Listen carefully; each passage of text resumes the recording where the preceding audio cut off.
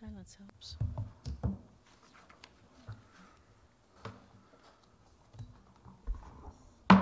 Good evening, everyone, and welcome to the March 14th Muscatine City Council in-depth meeting. Cinda, will you please do the roll call? Councilmember Spread? Present. Harvey? Present. Brockert? Present. Saucedo? Present. Brackett? Present. Fitzgerald? Malcolm? 5 present, 2 absent, Your Honor. Thank you. We have a limited agenda tonight since it's an in-depth meeting, so we're going to move right along to the public hearing. We have a public hearing concerning the acquisition or condemnation of all or a portion of a property for street improvements included in the Mississippi Drive Corridor project. Now is the time for the public to comment. The documents and information were available online with the agenda. Hearing nothing, Move to do I have a motion to close? Oh, I'm sorry. Is there a way that you, because I didn't see it online, can you identify what they are, please? I do not have that with me. The property, does somebody have that pulled up that you can Yeah. read it? I can, yeah. Kelsey will read it for us. All right. So this is the easterly 20 feet of the westerly 40 feet of Lot 3 in Block 29 of the City of Muscatine, which is 515 East 2nd Street. Yes. Yeah, 515 East 2nd Street, so. Mulberry and Second. On the northeast corner. Yes. So, yes, a motion to close? Motion to close. Second? Second. All right. All in favor say aye. Aye. Opposed? The motion carries. Who seconded that? Spread. So we're going to move along with number 4. Now we have a resolution approving the acquisition or the condemnation of the property we just talked about in the public hearing. Is there a motion to approve? So moved. Second? Second. We have a motion by Councilman Brackett with a second by Councilman Spread. Is there any discussion then? Hearing none. Councilman Harvey, how do you vote? Aye. Councilman Spread? Aye. Councilwoman Brockert? Aye. Councilman Saucedo? Aye. And Councilman Brackett. Aye. The resolution is adopted. We're on number 5, and we have a request to approve a contract, the new contract with the blue and white bargaining units. Do I have a motion to approve? So moved. Second. Second. We have a motion by Councilman Saucedo with a second by Councilwoman Brockert to approve the contract for the blue and white bargaining units. Is there any discussion? Hearing none, all in favor say aye. Aye. Opposed? This request is approved with all ayes. We're on number 6. We now have a request to approve the contract for the police. Is there a motion to approve? So moved. Second. Second, Your Honor. We have a motion by Councilman Brackett with a second by Councilwoman Brockert. Is there any discussion? Hearing none, all in favor say aye. Aye. Aye. Opposed? This request is approved with all ayes. And finally, we have a request to approve the contract for the fire department. Is there a motion to approve? So moved, Your Honor. Second. We have a motion by Councilman Spread with a second by Councilman Harvey. Is there any discussion here? Hearing none, all in favor say aye. Aye. Opposed? This request is approved with all ayes. Next, we're going to have a discussion from Brian Steinman, our Public Works Director, on the removal of parking from one side of Westacre Drive. Go ahead, Brian. Good evening, Mayor and Council. I'm going to pull up a map here quickly. This proposal is merely a proposal, which is why we're here today, so we can discuss it. We wanted to get public input because we know it's going to affect people. And so I just wanted to briefly tell you the issue that staff is having with the parking. Which one am I on? Westacre? Westacre. I pulled the wrong one. I get confused sometimes. Got a lot going on. So here's Westacre. It's a little bit difficult to see there, but the issue that we're having is that public works vehicles, public safety vehicles, the configuration of this circle is difficult to maneuver for snow plowing, definitely for trash pickup. And then for public or emergency services if they were required there. Our suggestion at this particular location is to remove the parking on what is the odd side of the street, which is the inside of this circle here.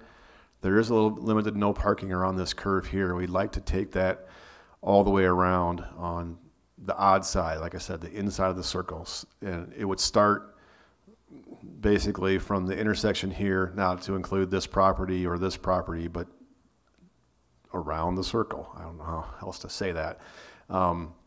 That is our proposal. So I sent letters to the neighborhood, so that inviting them to this meeting tonight if they wanted to discuss it or say anything. Basically, as I mentioned before, Public Works staff has requested this. We have concurrence from the public safety staff as well, that we feel that it's definitely a hazard here, the way that the tight configuration with the radiuses of the curbs and the limited maneuverability for our bigger trucks. So I don't know if there's anybody here that wants to speak to this one, or we can go to the next one. Yeah. So go ahead and come on up. I just wanted to clarify that tonight is just a discussion. There won't be a vote on this tonight. This is just a time to gather some more information. Please state your name and address. Mayor, Council, my name is Delmer Coolers. I live at 1501 West Acre Drive. I do live on the inside of the circle, and so I would be favored. By reading this letter, I don't think it's fair to the other members. I drove around the neighborhood many times. There's 4 houses on the inner side of the circle, 15 houses on the outside. The concern was for snow removal, which is understandable, and emergency response and solid waste. I think the people on the outside would be penalized if they got to park on the outside of the street and try and have their trash picked up on a weekly basis and bi-weekly on recycling. I guess what I'd recommend is alternate parking every other day, and that we could work something out and have parking on one side during one day of the week, every other day. I lived in Marshalltown, Iowa 30 some odd years ago. They had alternate parking. It worked out really well.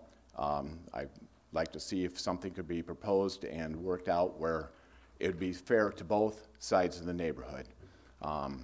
I noticed that, I'd recommend the parking, alternate parking from Beach Circle and West Acre Drive, and the West Acre Drive down to Folium would not be affected, but just from West Acre Drive and Beach Circle up, I think would be beneficial to have one side parking only.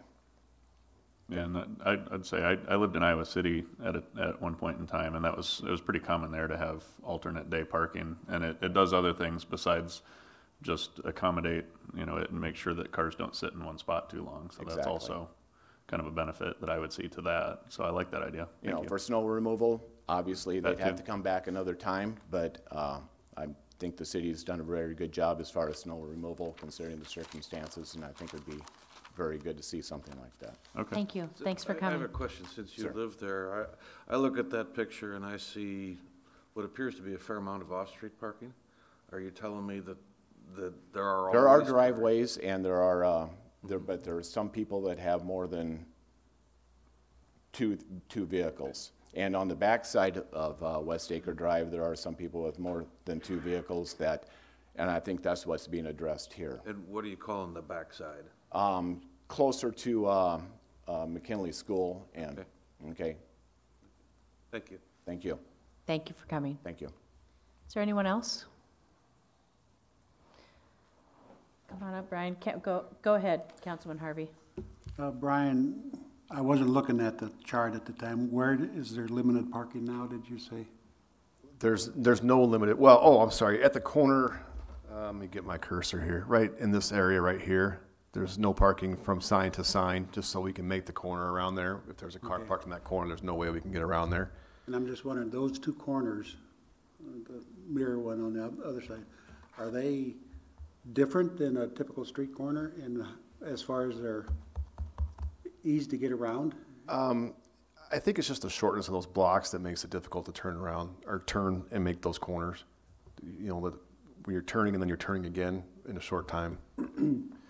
I'm not opposed to the idea of every other or alternate side of the street parking. Personally, staff has talked about that and trying to implement that throughout the city. That's something that we're not quite ready to propose yet, but that's something we can definitely look into. And as I said, there is no action item tonight. We're just trying to gain input and feedback, so that's something that we'll take back to our staff and discuss that. So Well, maybe that would be a good test spot for it too, if, you yeah, know, potentially, sure. and- I had another concern or if, I don't live there, but if I did, I'd notice that there's roughly 14 driveways on the outer perimeter of the circle and only 4 driveways on the inner. Now, if you notice, if there was no parking on that inner circle, if any of those people in the outer circle had lots of company, trying to avoid the driveways for parking, you know, that could be a real issue. And I'm not proposing, well, if you look at it, there's lots of parking on that inner circle on the streets because there's only 4 driveways in that whole circle. So to me, it looks like you're eliminating parking on the most convenient side to park at as far as number of parking spaces available. Well, we considered that. We also looked at it as we are affecting the least amount of property owners if we do the inside and you have 4 instead of the multiple around the outside. We would have to sign this, so we could make a sign, say whatever we wanted to. I mean, we could have it be, you know, Monday through Friday and have the weekends be, you know, whatever. We don't pick up trash on the weekends. We do plow snow, and if there ever was a public safety event, you would have to get an ambulance or a fire truck to there. So it doesn't really solve all the problems. It may eliminate the, you know, if somebody had a party or a gathering or whatever. That's things that we have to consider, and you know, we don't set up blocks and parking to, you know, prohibit that. But at the same time, people don't have a party every day of the week either. So a limited use type of thing is a little bit different. Brian, is this street any more narrow than other streets around town? It's, Or is it just because of the curves? I think it's more the curvature of it. But there's no parking on the curves anyway, right? Correct. Okay. Right. It's just a little bit difficult to get down there because we have to turn that radius. So if we have a full snowplow going through there or a longer fire truck, you can't quite make that curve and then make the next curve. It becomes more difficult. The snowplow operator last time, because there was a car parked on both sides, had to stop and back up. He just couldn't get through there. And so, you know, it creates a bit of a hardship and a headache for the neighborhood if they don't get their street plowed. That's why. So, Did this come up this year simply because we had a particularly nasty winter? yes, that's part of it. It was brought to On a our, normal winter, it hasn't been an issue? well, I haven't heard any other issues from it until this year, I guess, to From put like- it that way. From the garbage pickup and all that? Correct. Seem to live with it? Yes. Anyone else? I do have I guess a question for Kelsey. When they had the every other day parking, how did it, odd and even days, or how did they keep yeah, track? the odd and even days, and that was, so you look at the house number. You know, if it's an odd number, then you park on that side of the street on odd days. You park even on When you either said side. every other day, I thought, boy, that'd be hard to supervise unless you made it odd and even. Yeah, Right. Of course, every once in a while you have the 31st to the 1st, so you Well, got two then- odds in a row. yeah, But and you then just and then live you with just it. leave it there. Just live with it. You know, and it seemed to work. I mean, it worked well, and it kept cars from being parked for extended periods of time, which was nice. And So then they'd stand also, out. you don't have people that think a car's parked for an extended period of time when it actually gets moved every day complaining about it, because then they see that it's on the other side of the street, so obviously it was moved. And you know it's not a broken down car if it's moving like that as well. So it does help with some issues like that. The other thing I think about when I look at this is, hopefully we don't plan any more curvatures like this in the future, so.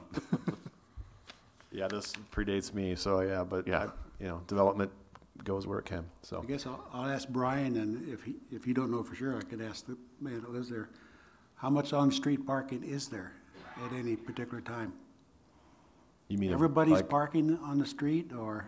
Not everybody, but you do have people that have more than 2 vehicles in their family and more than 2 people driving per family. So sometimes there's, if you go around the backside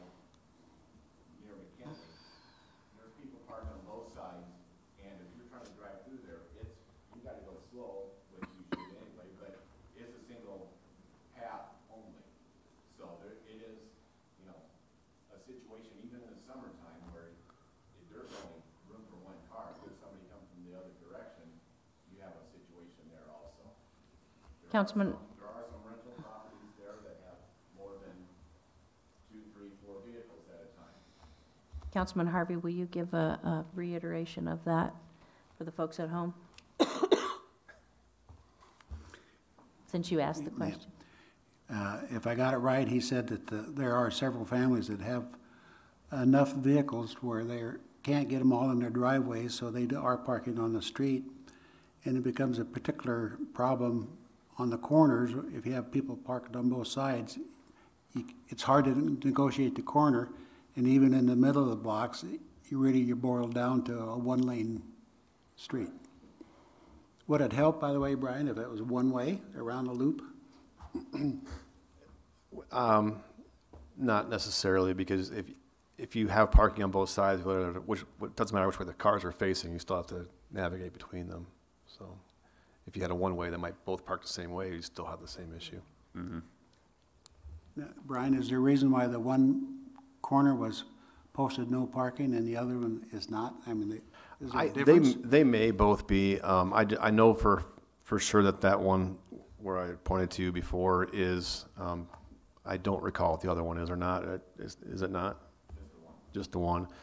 And that was put there before my time, so I'm assuming there was a reason for that, but I don't know the reason right now. That's also a school access to go back in the west.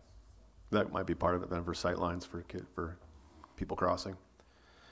So as I mentioned before, we have nothing tonight. I will take this back to our staff meeting and we'll discuss it. And if we feel that a action is warranted, we'll bring that back. So I just wanted to have that conversation. Go ahead and move on into the next So one. the next one is similar. It is Smalley Street from Park Avenue to the dead end. We've had similar instances here where we can't get snowplows down the street when cars are parked on both sides. We have the similar issues with public safety vehicles. That road is narrow enough where if you have cars on both sides, it's just difficult to pass. So this one came about for the same reasons as West Acre Drive. I sent a very similar letter to the residents that are on that street as well. I did get a written response I forwarded to the council. Yes. I won't read that here, but it is from the residents at 1306. I spoke with her on the phone this afternoon, and I understand her concerns, and we talked about it, and I let her know that this is just a discussion tonight, so no decisions will be made, but I would keep her informed. And so I invite anybody else who lives in the neighborhood, if they want to come up and provide their input. Anyone? Go ahead. I have a petition. Oh, please go to the podium if you would, Okay. and start from there. So you have a And I have petition. copies of my notes for all the council members. You I can pass them around through down the Councilman line? Spread. Yes. Okay. Can I get his I- name? This, Please first start with your name and address. sure. My name is John Gendrich. I'm a 31-year resident of Muscatine. I'm here tonight with my wife, Julie. We have lived on Smalley Street, at the end of Smalley Street on the even side for 26 years. And the address? 1314 Smalley. Thank you. Now, anything you would like to share, if you'd start with Councilman Spread, The pass it around. original petition has the mayor on it in red, Okay. and here's some more copies. Not me. Did I sign that? No, it's I just didn't for think so. It's for you, Mayor. Oh, okay. I wanted you to have the original I copy of that gotcha. petition. Okay. You can You're sign looking it at if you'd like to. I think should be plenty of copies there for everyone. And So for the folks at home, what is the petition stating? our petition says, or indicates that all of the residents on Smalley Street would like to maintain dual-side parking.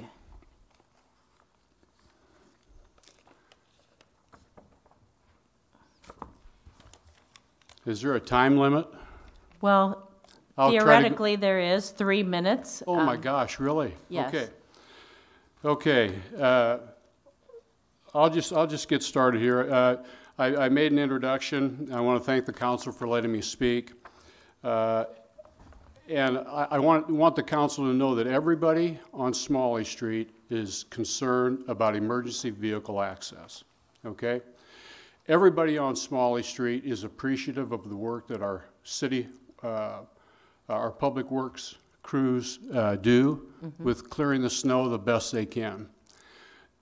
I spoke, like I say, to all the residents, and not once did a resident say anything derogatory or negative about the police issuing tickets, things like that. We have a problem on Smalley Street with a few people that don't follow the alternate parking law during a snow emergency. They don't know how to park, and they don't respect the other people on the street. A few people, okay?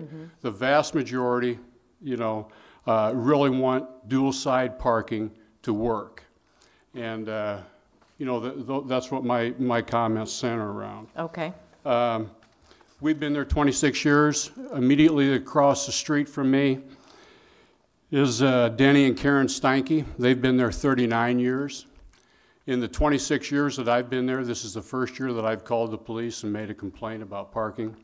My understanding from Karen is that in her 39 years, this was the first year that she's called and made a complaint about parking. Karen and Denny live at the end of the street. The very last home on the odd side of the street is vacant. Next to them, to the west, is another vacant street. Then there's the duplex, private residence, private residence.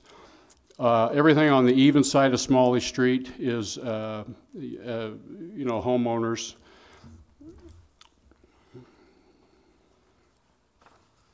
Parking is limited. We all have friends and family, of course, that visit us a lot, and we need to try to make sure that we keep as much parking on Smalley Street as we can. In addition to some parking constraints, I have a fire hydrant in front of my house. So there's really only enough room for one vehicle in front of my house. It was alluded to earlier in the discussion about West Acre Drive that the bad winter, I think, kind of, you know, really highlighted some of the frustrations that the Public Works crew has, and it certainly highlighted the frustrations that a lot of homeowners have on Smalley Street. But to go to one-side parking, seems to me like a situation that for mistakes that people are making parking, we've got to pay for that 12 months out of the year. And, you know, I'd like the city to you know, consider that and, of course, maintain two-side parking. I have a note here, too.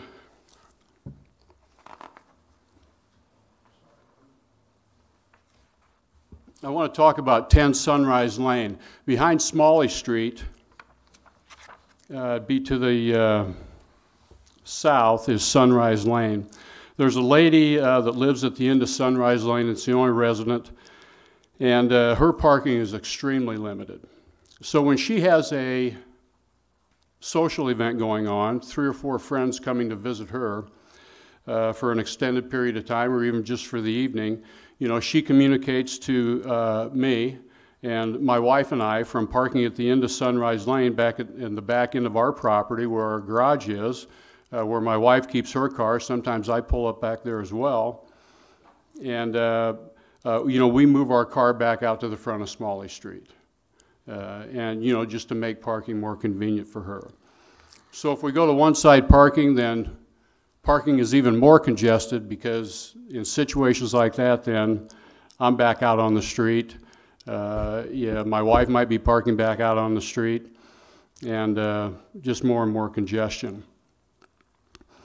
If cars are pulled over to the curb, there is room for emergency vehicles and snowplows on Smalley Street. The problem is that people aren't parking correctly. Cannon Street and Magnolia Street are streets that are the same width, and they have two-side parking. We have odd, even snow emergency parking, but very few people follow that ordinance. and they need to be held accountable for not being able to park correctly. The curb in front of my house was never plowed this winter. The snowplow was never able to make it to the curb, to pull in front of my house.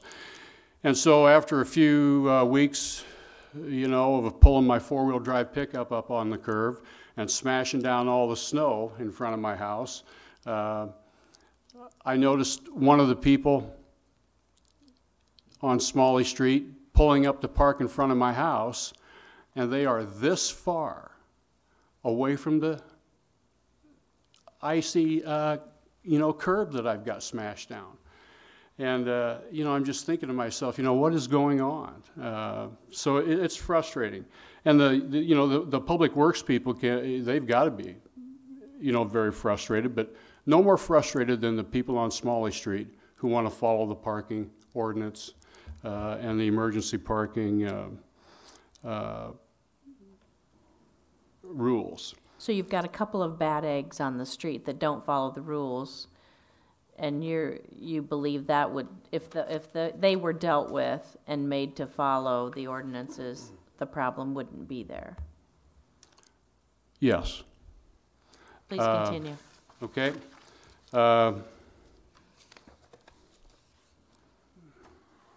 know, and you know, to go to single-side parking, you know, there's some sentiment in my mind, at least, if you can't park correctly on two-side parking, are you going to follow the rules and park correctly on single-side parking? I don't know, just a thought. There's room for 7 cars on the south side of the street.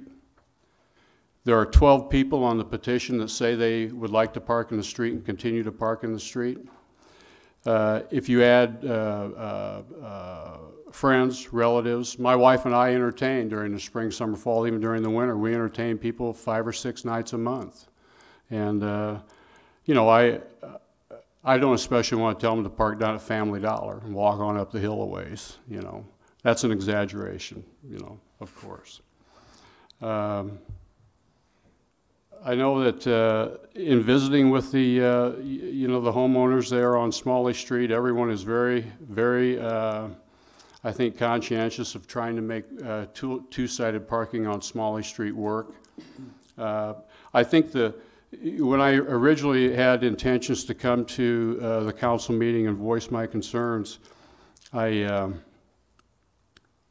didn't want to do the petition thing, but one of the residents there thought it maybe would be a good idea. When I visited with her, she asked me to pass it along. I think the good thing about having this petition is you've got a list of everyone here, and everyone on Smalley Street, except the fellow there at 1303. He's a single guy, kind of, you know, an older fellow, and he always parks back in his alley.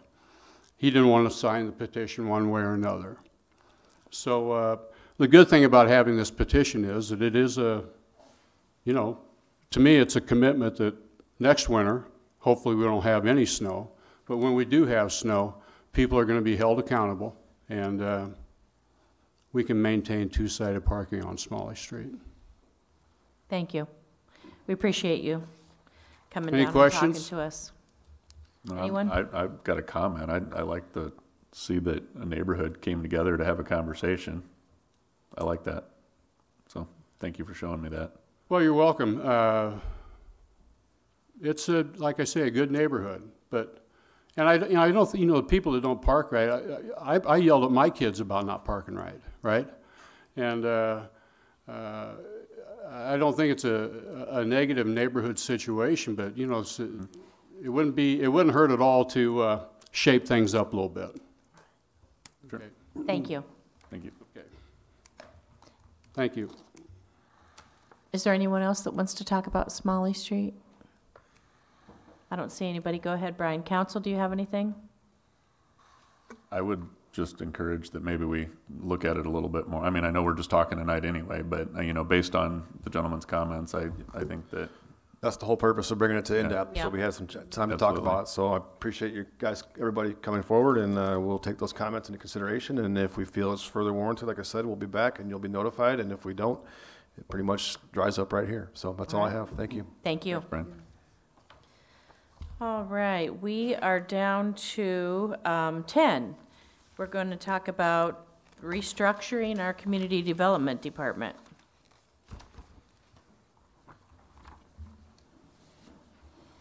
Good evening, Mayor and Council. Good evening.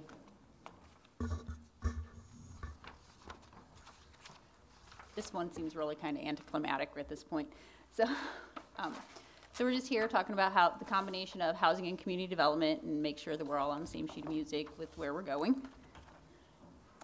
So this is where we started. This is what you see in the budget book each year, the flow chart for community development and housing. They're both very linear and straight lines. So we're proposing changes that will allow us to continue operating without much additional staff and will help us improve some efficiencies. That's what we're kind of focusing on right now, is looking at how we can make systems work better together.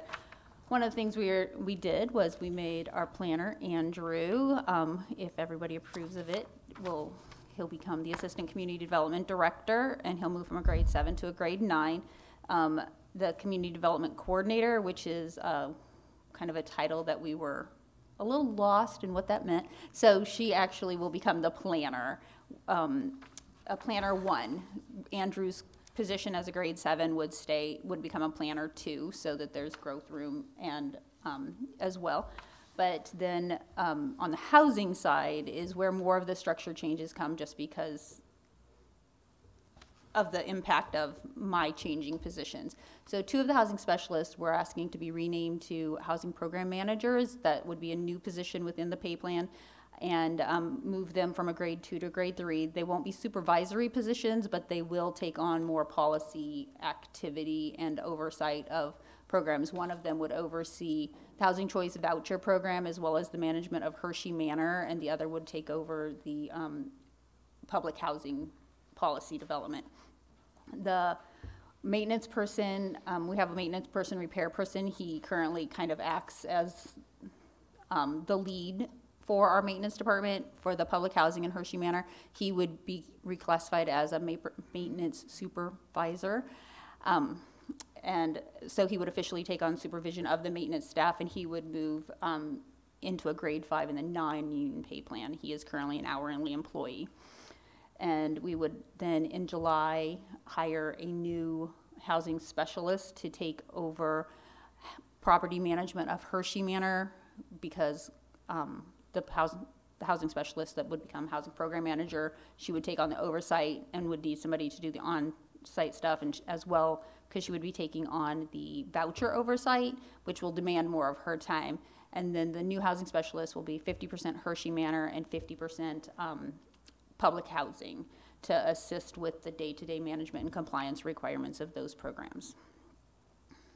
And everything but the new hire would be effective upon your agreement and adoption next of an amendment to the pay plan, March 25th.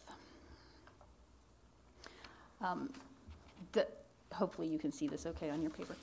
This is just the proposed flow chart. And this will not be the one in the budget, I grasp that. But it does give a pretty good picture of how it will operate with the current and proposed staffing. Not necessarily the final, but it does identify all of the different aspects of what we do, the building division, community services, which is the nuisance and the housing inspector, the planning department. All of those activities still get covered.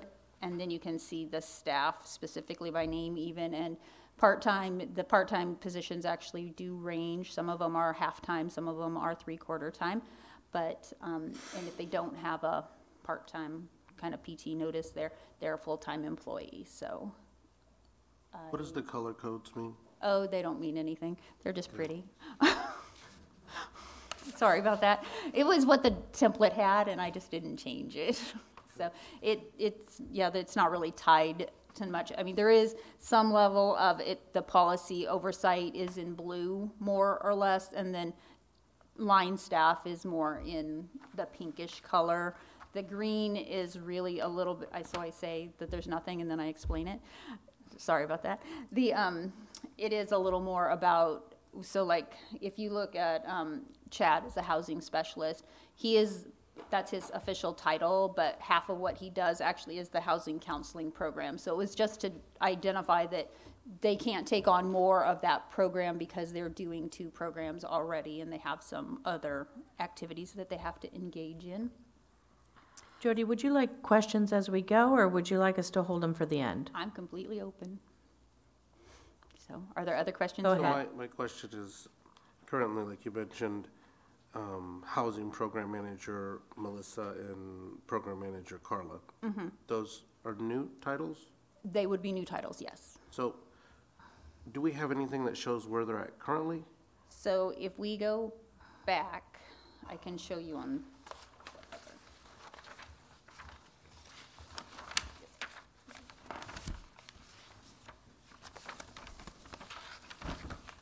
So if you look at the housing version here, it's not by name, but all of the housing specialists are in that very long column. So she would be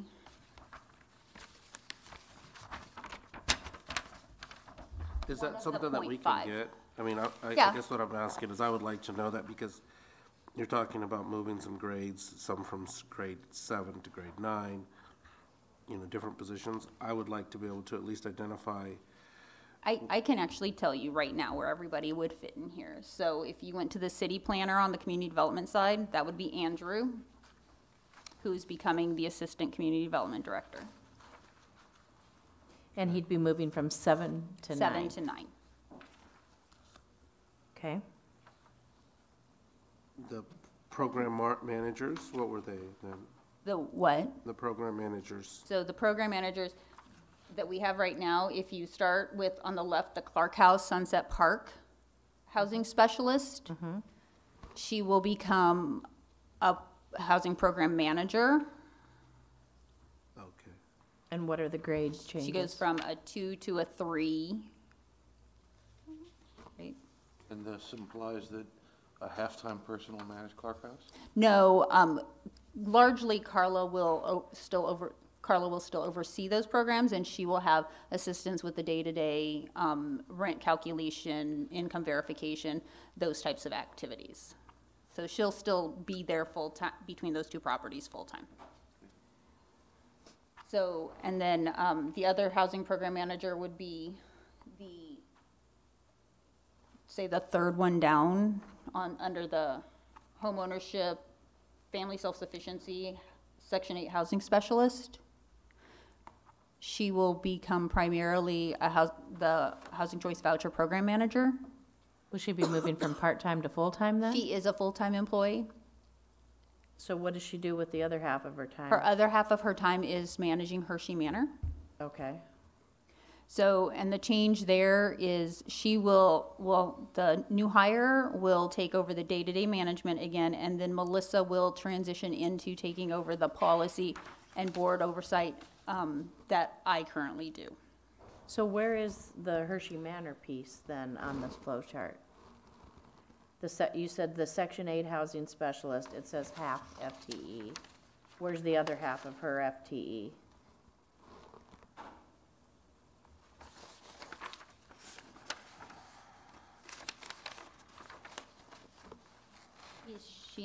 Is that not on here because it's Hershey?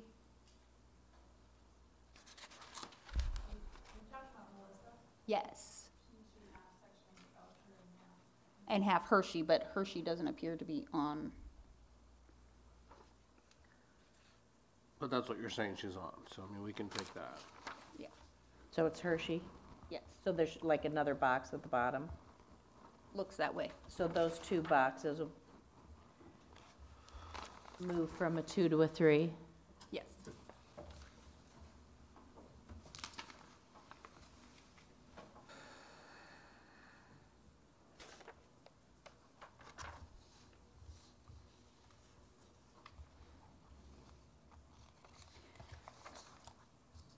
And the other grade change is the maintenance repair person on the top right.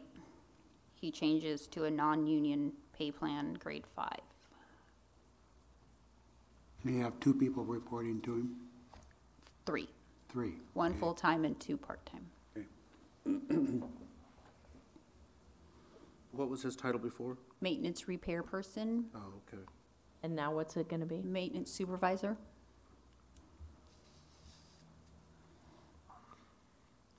Will he be doing any repair work then, Yes, in a new position? yes. We can't afford not to.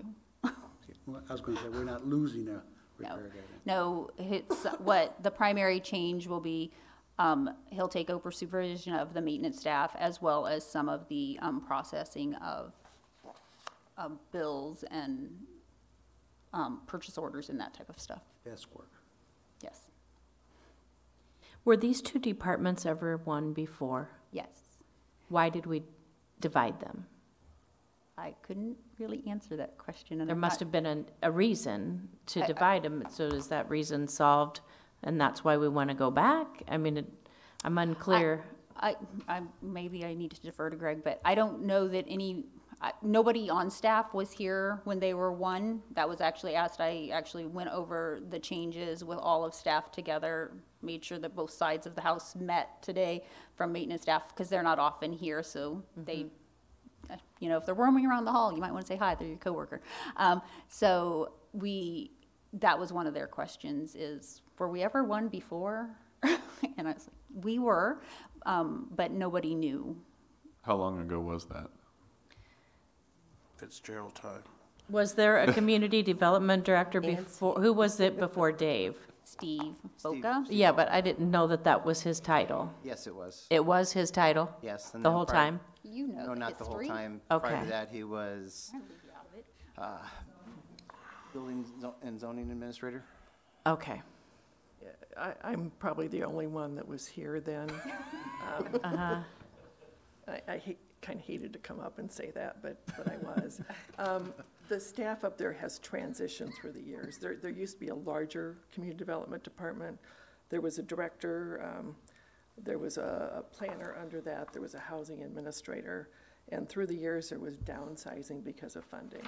So some of those were transitioned into different roles, and it didn't really make sense to have somebody try to oversee housing as well as the other thing when a position was eliminated. So it really has transitioned. I'm not sure if that was the 80s or when that was. It might have been into the 90s. But some of that has just been in transition. So in doing that, I think then the housing administrator reported to the city administrator directly instead of through the community development director who reported to the city administrator. So without going and doing research, that's kind of in a nutshell. So some of changes. the housing director, your old position, Jody, was not equal to the community development director? They were on different levels? They were? Different pay grades? Yes. Okay, what were the numbers? We've also changed the pay grade and Okay. pay range numbers back then. But it's coming back to me a little bit more. There was a community development director, then there was a building division manager, and that was Steve Boca, who at one point was Right. under the community development director. And the housing administrator was in that kind of a level position. I think those were the main. What was Kevin Whitaker? Kevin, Community development? this is a walk down history. Arlen Wiggs, when I started, was community development director. Shortly after that, Kevin Whitaker was hired as city planner, but I think he may have also been assistant community development director. But then when Arlen left, I think Kevin moved up to Arlen's position. I'm not sure if we reduced staff at that time or not, but. I remember he was kind of the staff person on P and Z and zoning board of adjustment, as I recall.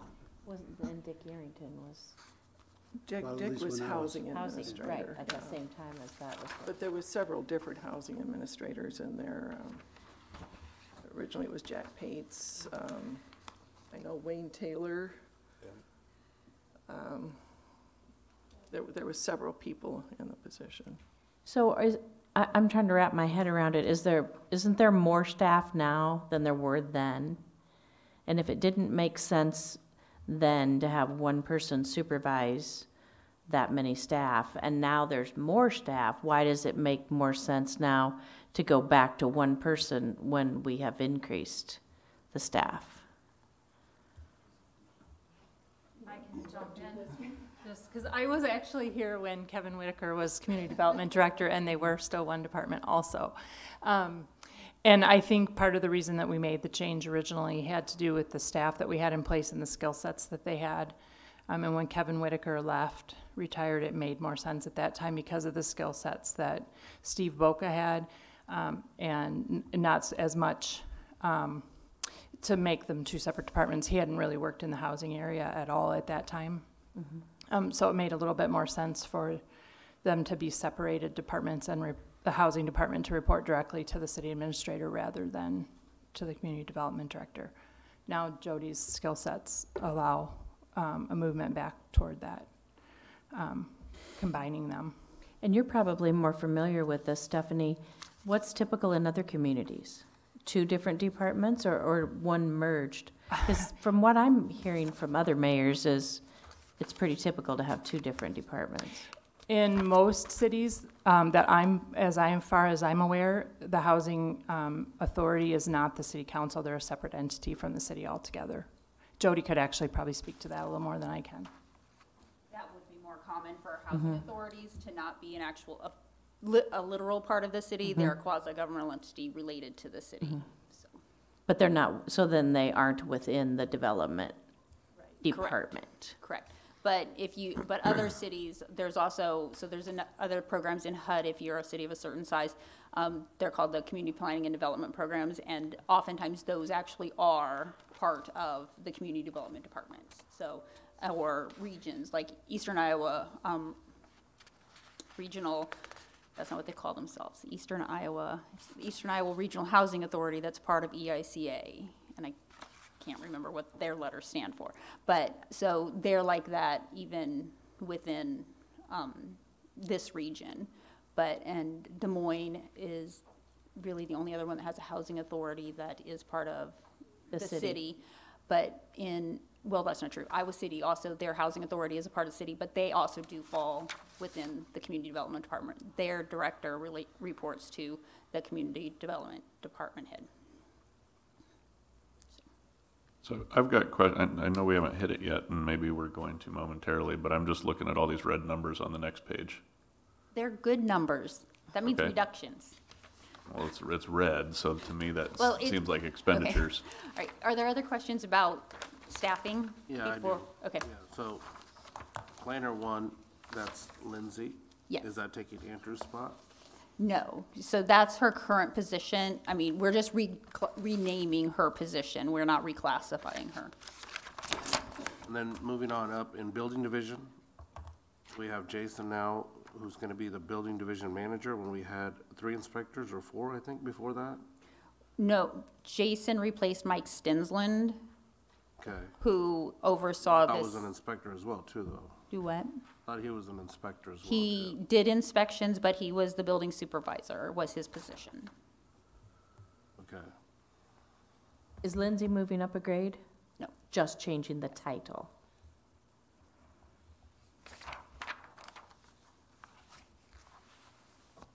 I think we need a dynamic flow chart that moves around a little I bit to couldn't figure wave this my out. wand I and didn't make even it see work. Phil. I'm here. I see that. I saw Oz come in. We had a meeting that ran late. Gotcha. Sorry. Any other questions on this page? No, I think Doesn't mean you can't go back to it as we, please carry on there. Continue. Okay, so the budget impacts, so the negatives actually are reductions in expenses. So there's budget savings. So as you can see, There are a few black numbers, which are bad, but the,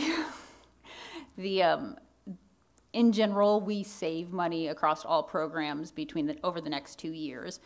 The, like public housing in total between now and the end of fiscal year 20 saves about $40,000. The only program that Hershey Manor, which has its own different set of constrictions related to city council, seems a negative, but we're also in the middle of, we finally gotten approval to replace the HVAC and are starting the refinancing process. So we anticipate there will be savings from that that will help offset some of these costs.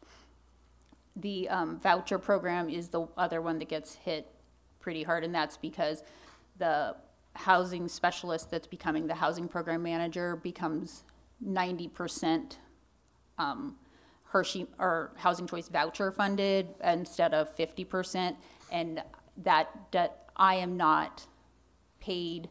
I'm mostly paid out of public housing, so there's not an offset. It's not like taking me out and putting her in is a switch. We're just adding her for the most part. So that's why that's negative. We do have some fund balance. We'll watch on that. And the other thing is that when I do the budgets, I typically do them pretty conservatively on the admin fee. We anticipate that the pay rate, the prorated pay rate, will be lower than it has been for the last 3 years, and that our numbers won't go substantially up, which we continue to work on making sure we put more people on, which is how we're paid by person under lease each month. So we think between those two, it will at least not look as bad as it does at this moment, but we'll keep an eye on that. The other piece of that is the budget is that while it looks really good and everything, none of them are fungible accounts. We can't use housing to pay for CD stuff. CD stuff doesn't pay for housing stuff, so it doesn't free it up that way. And the other piece of that is we continue to look at how we're doing. Are there other things we need, if it's equipment or if it's personnel? We're getting into the busy time of the season for the inspectors and plan review. Do we have enough people to do that and keep up with development? I was looking at a trend chart that showed that it was going up. The permitting had gone up over the last 4 years. If that continues, are we at a point where we need to look at more assistance? Is, some of the staff is new. Is that going to slow things down a bit? Just kind of watching and keeping an eye, so keeping the money kind of at bay at this point so we can maximize what we're doing. And what you're proposing, just so I'm clear, in all of the proposed changes, how many people or head count will it actually increase or decrease? The only increase will be the one new housing specialist. That will be the only new head. From what we've had in the two combinations of the groups? At this point, yes. Okay. So we've been able to eliminate an entire, basically, either your job or Dave Gobin's job that we didn't need? We didn't eliminate a position because we are hiring people to do part of the job that I did. I mean, we're not the one you just told him about. But we only lost one person too. Mm-hmm. In the grand scheme, the sheer body count doesn't change that at all. It's just in the allocation of the people. I mean, so I took Dave's spot. People are going to step in to fill my role on some level, and then we'll hire a new person to take some of their role. So the body count didn't actually change, just the assignment of duties. Yeah, so I just wanted to be clear, because it sounded like we were increasing bodies, so it's net neutral in bodies. We believe it's going to be a more efficient operation with the director, assistant director, with the office assistants as well. And at the same time, we're able to save around $58,000 this year, $72,000 next year. Now, what Jody was referring to, I believe here just a moment ago, is she's still new to the position, and there may be other tweaks or changes that she sees here in the coming months. So, but at this point in time, it looks like about $58,000 savings this year and $72,000 savings for next year. That's with the grade changes as well? Yes. It would seem to me, since you are so new in this position, to make all of these changes right at the beginning, maybe you might want to get your feet wet and feel it, you might have a different direction that makes more sense after you got in and saw how things were working. So, and kind of I went back and I had those kind of internal conversations. We didn't make any changes really to the CD side of things, which is the new side of things to me. We made the changes to the housing. It was to figure out how to do the pieces that I can't do and take on new work. So we focused on that, and as we go, that's what we will be looking at, Mayor, are there other things on the other side that need to change, or how do we put them together a little more? I mean, one of the things I've known since the beginning is housing is confusing to, who does what for housing is confusing to the community a lot of times. So how do we streamline that a little bit and help the resident know who they're supposed to contact, or make sure that is, they're not calling and getting transferred around, and then who's doing this, and why is that inspection different from this inspection, and that kind of stuff, so we can kind of do that. But we made the changes to the housing side because that's the side I knew. And that's the side I knew how it needed to be restructured to make it work, so that I can learn and do the other stuff for the community development staff. That, and I'm going to rely on Andrew a lot.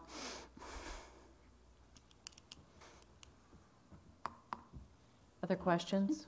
The community services inspection group that you have, grade 1, I think Officer 1, Officer 2.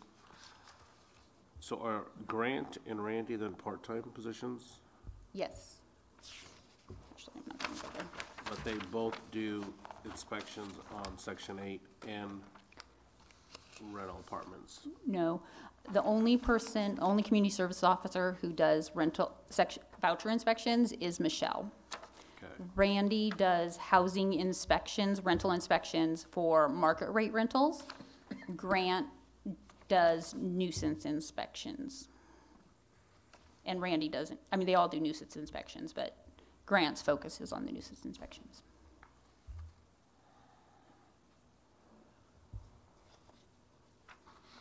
So given that this was handled, these were two different departments, they had two different directors, do you feel like you're up to the task of taking on both departments and managing basically, I guess it would probably be about twice the people or more than you were used to? And how are we saving so much money with zero staff, zero quantity change? Well, instead of two directors, you've got a director and an assistant director, and that'll take up a substantial portion of that. Okay. Of that savings. First question. First question was for her. Do I feel like I'm up to it? Okay. Yes. There was a moment in time when it hit me that it was doubling the staff. That was quite a moment. But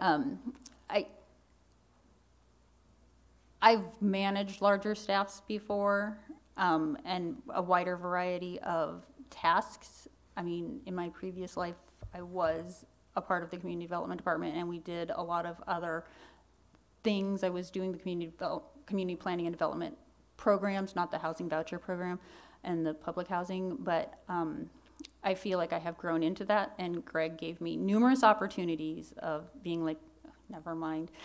He's like, you sure? You sure? So I do feel comfortable taking it on. At this point, I'm kind of feeling out there are things I have to give up that I did before, and that aren't strictly, this is part of the job. I did it because it was part of the community. Not that I can't be involved in those things, but figuring out how I manage my time is, I think that's doable. And you got a solid number 2. Yeah, Andrew, like I said, relying on Andrew. So will Andrew have a new set of duties then? Yes, we're working that through at this point. We're trying to figure out who's doing, So will Lindsay won't be doing his old job? No, he'll still continue to do planning stuff, and it'll be, the beauty of it is we have a professional staff on both sides. They are qualified and capable of doing what they do. The building inspectors have a supervisor.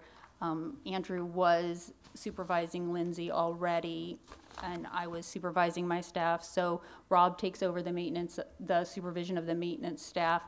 It spreads it out, so there's not, that doesn't become as much of a burden as it seems like when you say you doubled your staff. It's not without support that's already built into that system. So Andrew's not going to be the city planner anymore, Lindsay? He is. He is? He is. He is But- still, but his title is not city planner. Okay. His functions or job duties would include that as well. Lindsay's been on board now for several months. She'll be able to take on additional duties and responsibilities.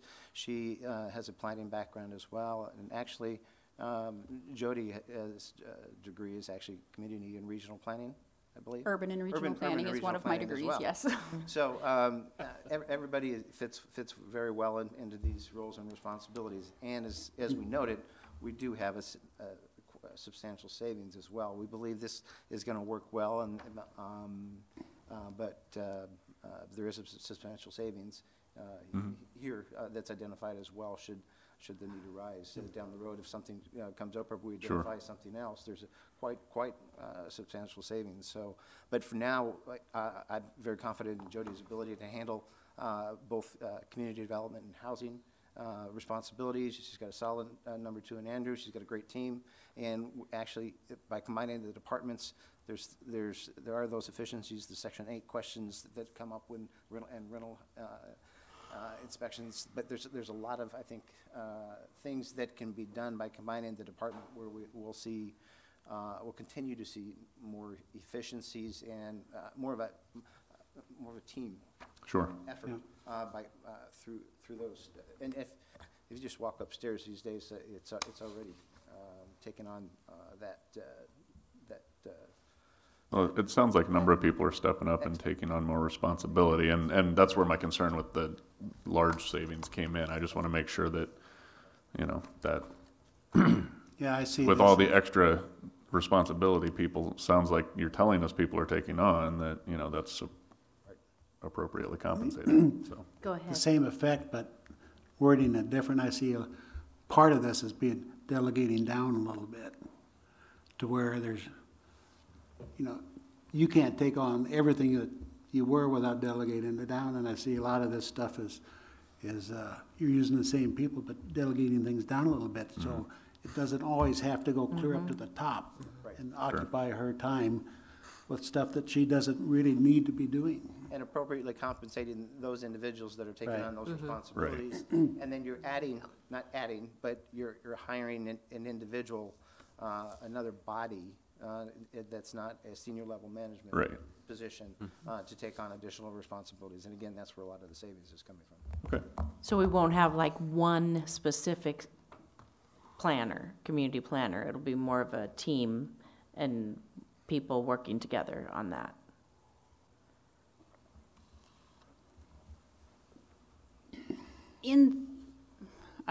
Hope I answer this right. If I understand, Andrew is still the planner in function, but he has backup in Lindsay to do. So like Lindsay is starting, I believe will be taking over the zoning and Board of Adjustments. And then, so Andrew doesn't have to do that every month and prepare for that. So that'll free up a little bit and give her experience in what she wants to do, those kinds of things. So he's still there. I think that it's a work in progress, and as Andrew takes on new things, we'll figure out what Lindsay takes on new, and again, if there needs to be somebody else that does it, but I think that we can do some of that just by understanding more how they all fit together. Sometimes it's not about, like for me, doing housing and community development is not about taking over community development stuff, because to me, community development stuff was part of housing stuff. It's how it's all important to making our community good and great and helping the residents meet their own needs.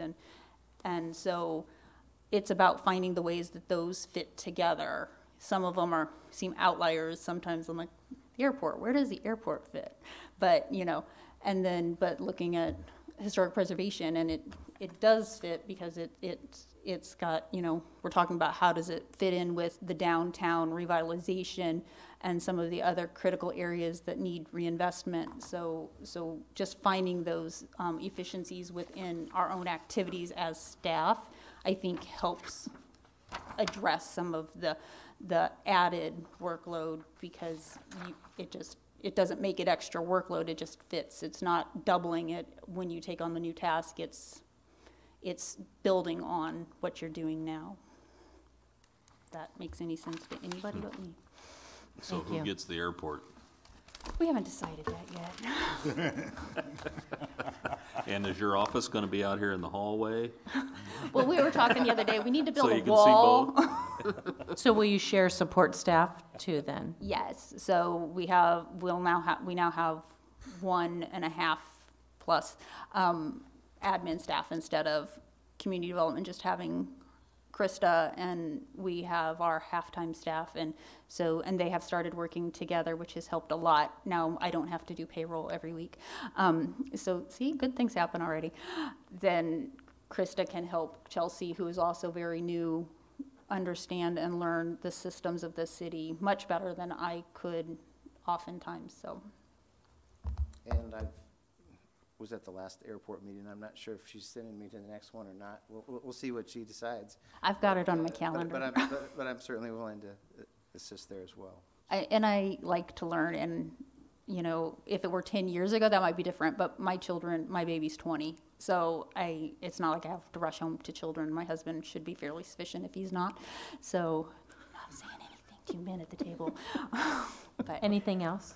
I'd like to, maybe 6 months from now, in like August or something like that, regroup, have you come back, tell us what has changed, what has not, and I want to know how things are moving. I have a feeling I get to see a whole lot more of you guys now anyway, so. Yeah, just an update, maybe kind of, you know, if there's org chart changes, anything that you decide you want to start putting some responsibilities under others, I'd like to know how you're doing that and just kind of give us an update. Okay. To just give us, if there's any changes, what worked well, what didn't, maybe what Andrew's taking on more, whatever it may be. I agree, yeah. 6 months. Anything else? Thank you, Jody. Thank you. Next, I guess I haven't even looked at this Get that to lately. him, present for him. Next, we're gonna talk about the Seriously? revisions to the non-conforming code. Appreciate your contribution. No. No.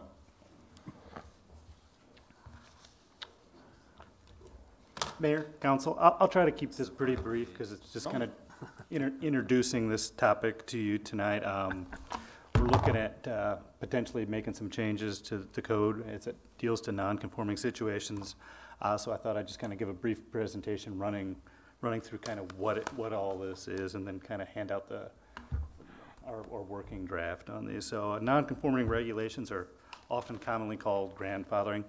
A non-conforming situation is when a land use, structure, lot, or development was established legally, but a subsequent change in city code means that it no longer conforms to code. City code, with certain restrictions, allows for such non-conforming situations to be lawfully retained. Grandfathering is kind of the more common term that you hear for this. Essentially, there's 4 broad categories of these non-conforming situations: use, structure, lot, and development. Non-conforming uses are uses that were lawful when established, but subsequent code changes or zoning changes mean that they're no longer allowed at a given location.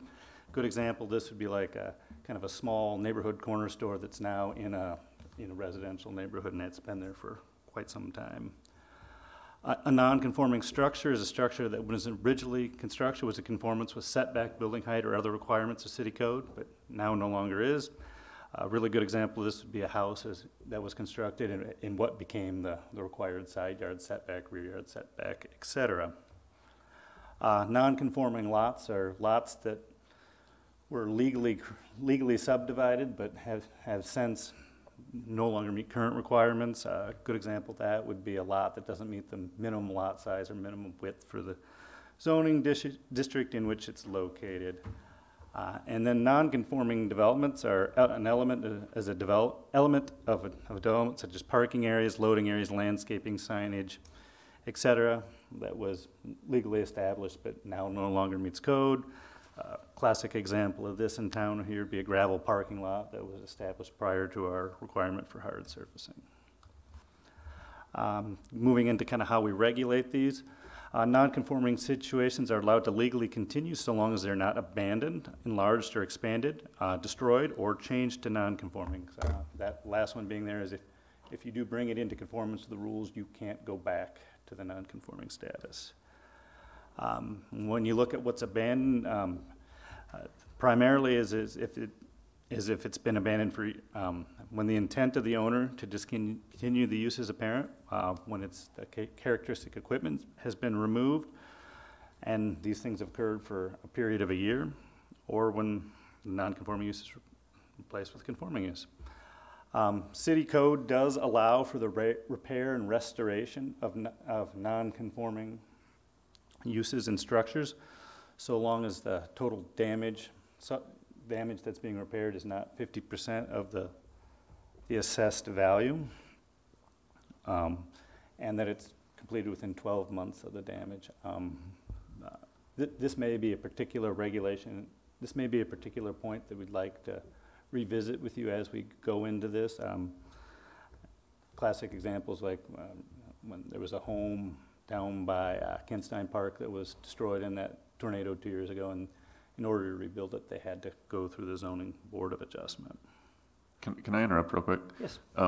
Just for the people at home, when you swing your head back and forth while you're talking to us, it's going to be cutting out completely at some point. I apologize. Because when I can hear you clearly through the overhead, I know that they'll be able to hear you at home a little bit. But you keep cutting out for me over here. So My apologies. thank you. It's not just you. Right. You gave me a good opportunity to bring it I up. appreciate the feedback. So kind of bringing into what we're doing here is in addition to the issue that I just identified, really the biggest issue that we have with these regulations as they're currently written is they're written in a very arcane way that's hard to interpret, even harder to explain to the public, even harder for someone to look it up and understand themselves.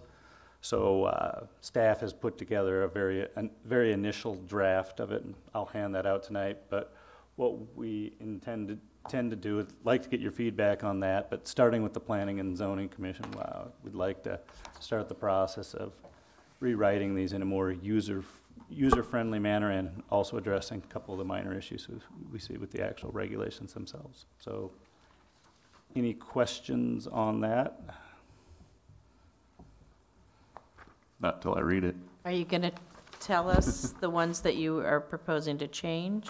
Yeah, no, so what I would intend is to bring back a real detailed presentation at a future Okay. meeting after we've had P and Z input on that, but I just kind of wanted to give you an update and let you guys know that this is something that we're working on, and give you a chance to give your input on a very early draft.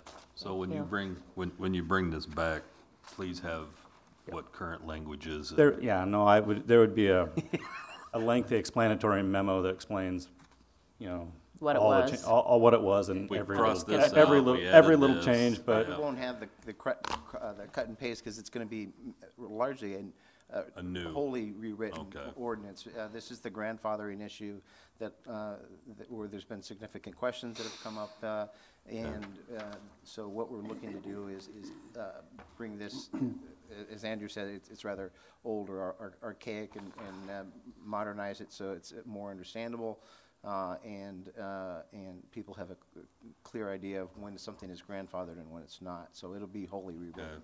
I think we all recognize that Muscatine, being the age it is, we have a lot of non-conforming structures that, you really, if it gets destroyed, you can't rebuild, and then you got a vacant lot. So how do we deal with this type of material?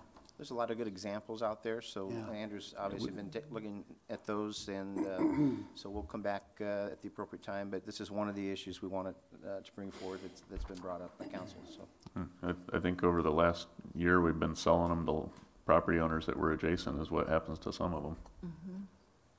Well, The other they're thing, buildable lot, they're non-buildable lots. Right. Right. And until a situation comes along that we as a city wants to take that 33-foot lot and say, okay, you can legally put a 24-foot wide house on here. Right. So until we get to that point, which is what I've been preaching for years, is infill. yeah, and And the definition of infill seemed to have, my definition and others' definitions seem to be different. And I'd just like to see those lots go back on the property value as a $120,000 property, not a $3,000 lot.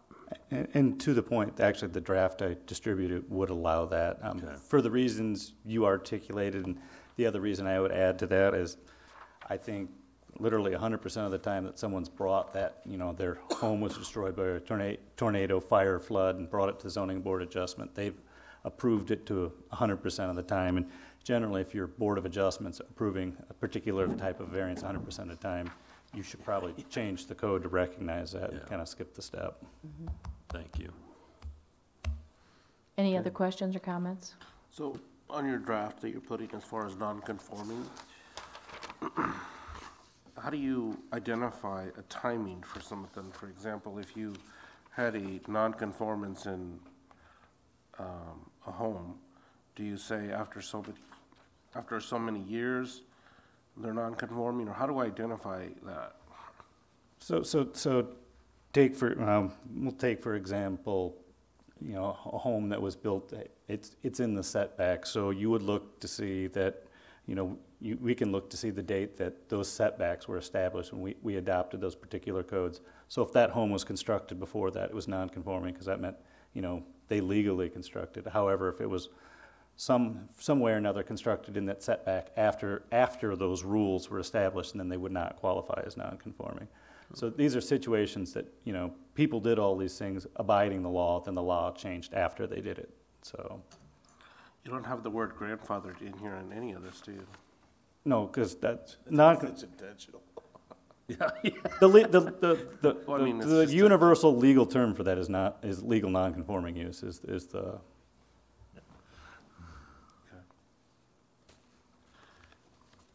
All right. Okay. Thank you, Andrew. Appreciate your work on this.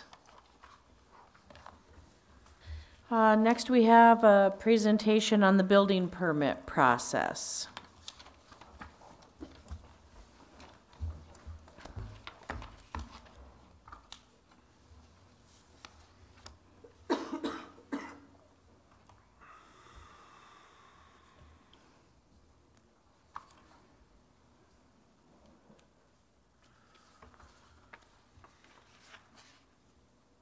Before you get started, maybe just a quick introduction. I'm not sure that. I'm going that to. Staff, awesome, thank you. So I was going to start with, I'm not the expert on this topic. This was my learning tool, pretty much, and nobody else wanted to talk. So I am here by default, but let's start with left to right. I'll make them wave this time. Earlier I made them stand up. Jason Garbo is the new building supervisor. Welcome. And Mike Hopkins is one of the building inspectors. And Nick Morgan is our other full-time building inspector. And then Andrew, he's going to help with this too. So. Oh, Krista, sorry. Everybody knows Krista. Krista Bailey, sorry. I got him. Don't hide. It doesn't work for me. So, okay, so the permitting in the city of Muscatine. So we're just here. We're going to give you an overview of the process from kind of start to C of O. And again, I am not the expert, so when we get to that point, we will defer questions to the experts. But that's also a good thing, because this is really meant to be just a basic introduction, and then this will also be a tool that the department can utilize, put on the website, utilize for the public as well. So this is really meant to be a basic introduction, and that's really all it's meant to be, and also for the council as well.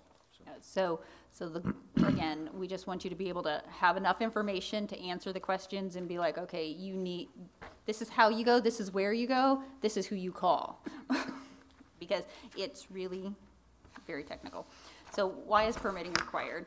Permitting is the adoption and enforcement of codes is intended to provide consistent minimum standards for health and safety in the built environment. The adoption of such codes pretty much mandates you have a permitting process, otherwise there's no checks and balances for that. If we just talk legal terms, the state authorizes jurisdictions, and I'm not reading this, you both have it, and that would be boring. The state authorizes jurisdictions to adopt local codes and requires jurisdictions that have building departments to enforce those adopted ordinances, as well as those mandated by the state. So you can see the list of, the third bullet is a list of codes that the state building bureau says apply throughout the state. And then, as you all are aware, we have adopted our own city codes, which are enforced through the building division. Local code, the adopted city codes include, 2015 IBC as amended. City codes are in compliance with IBC and other codes listed, as well as make it illegal to do such work without a permit. Thus, we're now to the point why we have a permitting process. The International Building Code adopts most model codes and has developed a process to provide modern, up-to-date building codes that address design and installation of building systems through requirements emphasizing performance. And that's key because it doesn't mandate you have to do everything exactly this way. It talks about the building has to perform this way.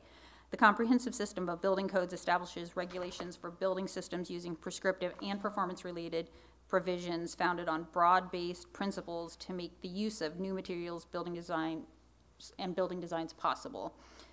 IBC addresses structural strength, means of egress, sanitation, adequate lighting and ventilation, accessibility, energy, conservation, and life and safety for new and existing buildings, facilities, and systems. And achieving these standards set for these are for the focus of inspections.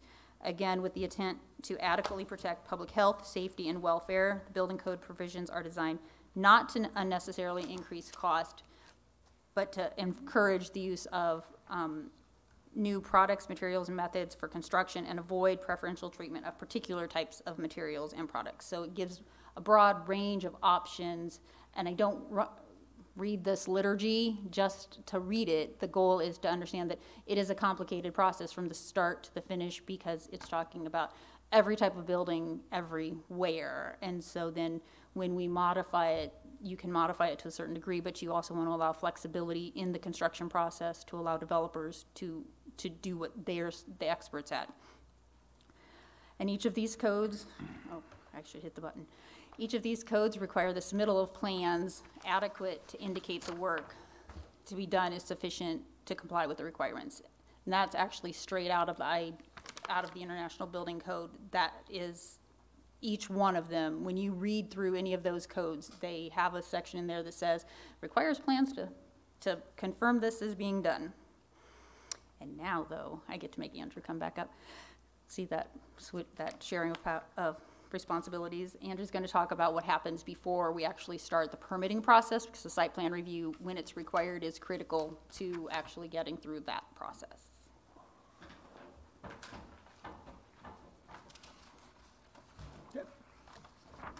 Mayor, Council, I'm just going to run real quick through the site plan review process. The site plan review is required for all new non-residential buildings, all multifamily buildings containing more than four dwelling units, or the expansion of any commercial or multifamily project by more than 50% as measured by square footage. How this fits in the overall development process is that in situations where the site plan review is required, that the building permit cannot be issued until there is an approved site plan in place. And then again, at the end of the process, a certificate of occupancy will not be granted unless it's been confirmed that the site has been developed in accordance with the adopted site plan. Andrew, can I ask one question? Yes. Is the site plan review a requirement of local code or state code? It's in city code. City code, okay. Thank you. Go ahead. So I'm gonna, running over some of the issues that are covered by the site plan. It's the building location, so setbacks, things like that. Site access, meaning like driveway locations, drainage, parking lot size, locations, and type of constructions, utility constructions, certain fire codes, particularly access for fire apparatuses and fire hydrant locations, landscaping and screening requirements that might be triggered under city code, and sidewalks.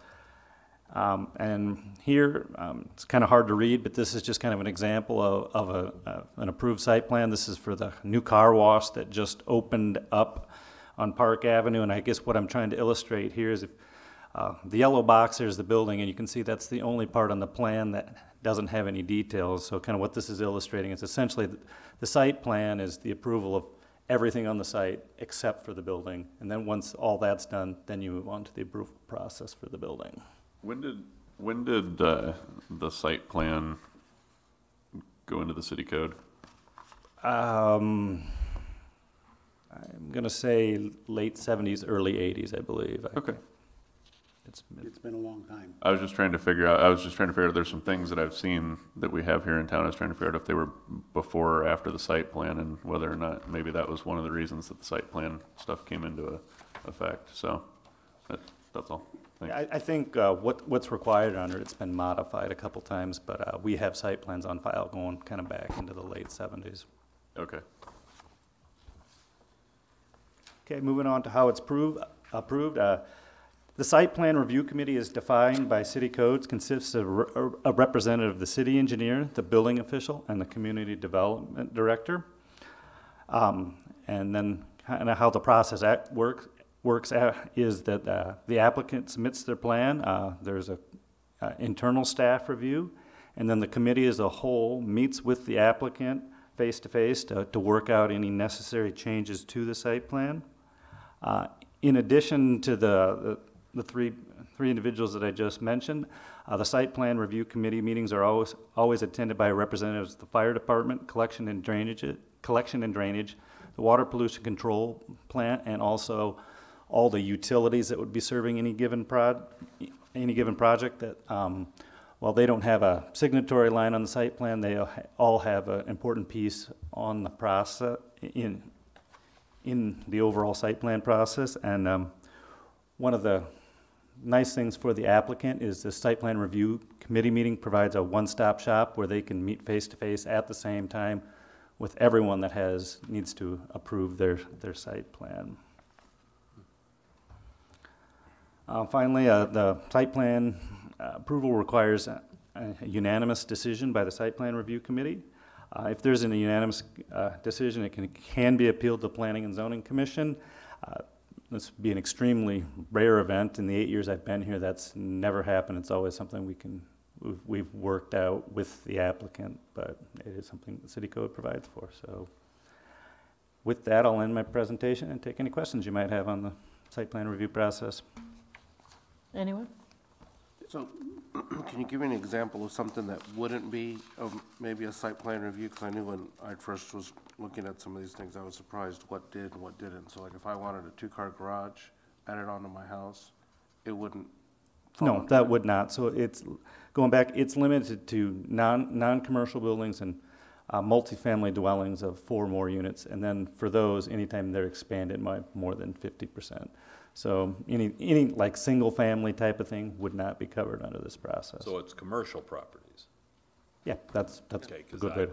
I thought, now I could be wrong, but I thought you said not non-commercial when you. He did. Okay.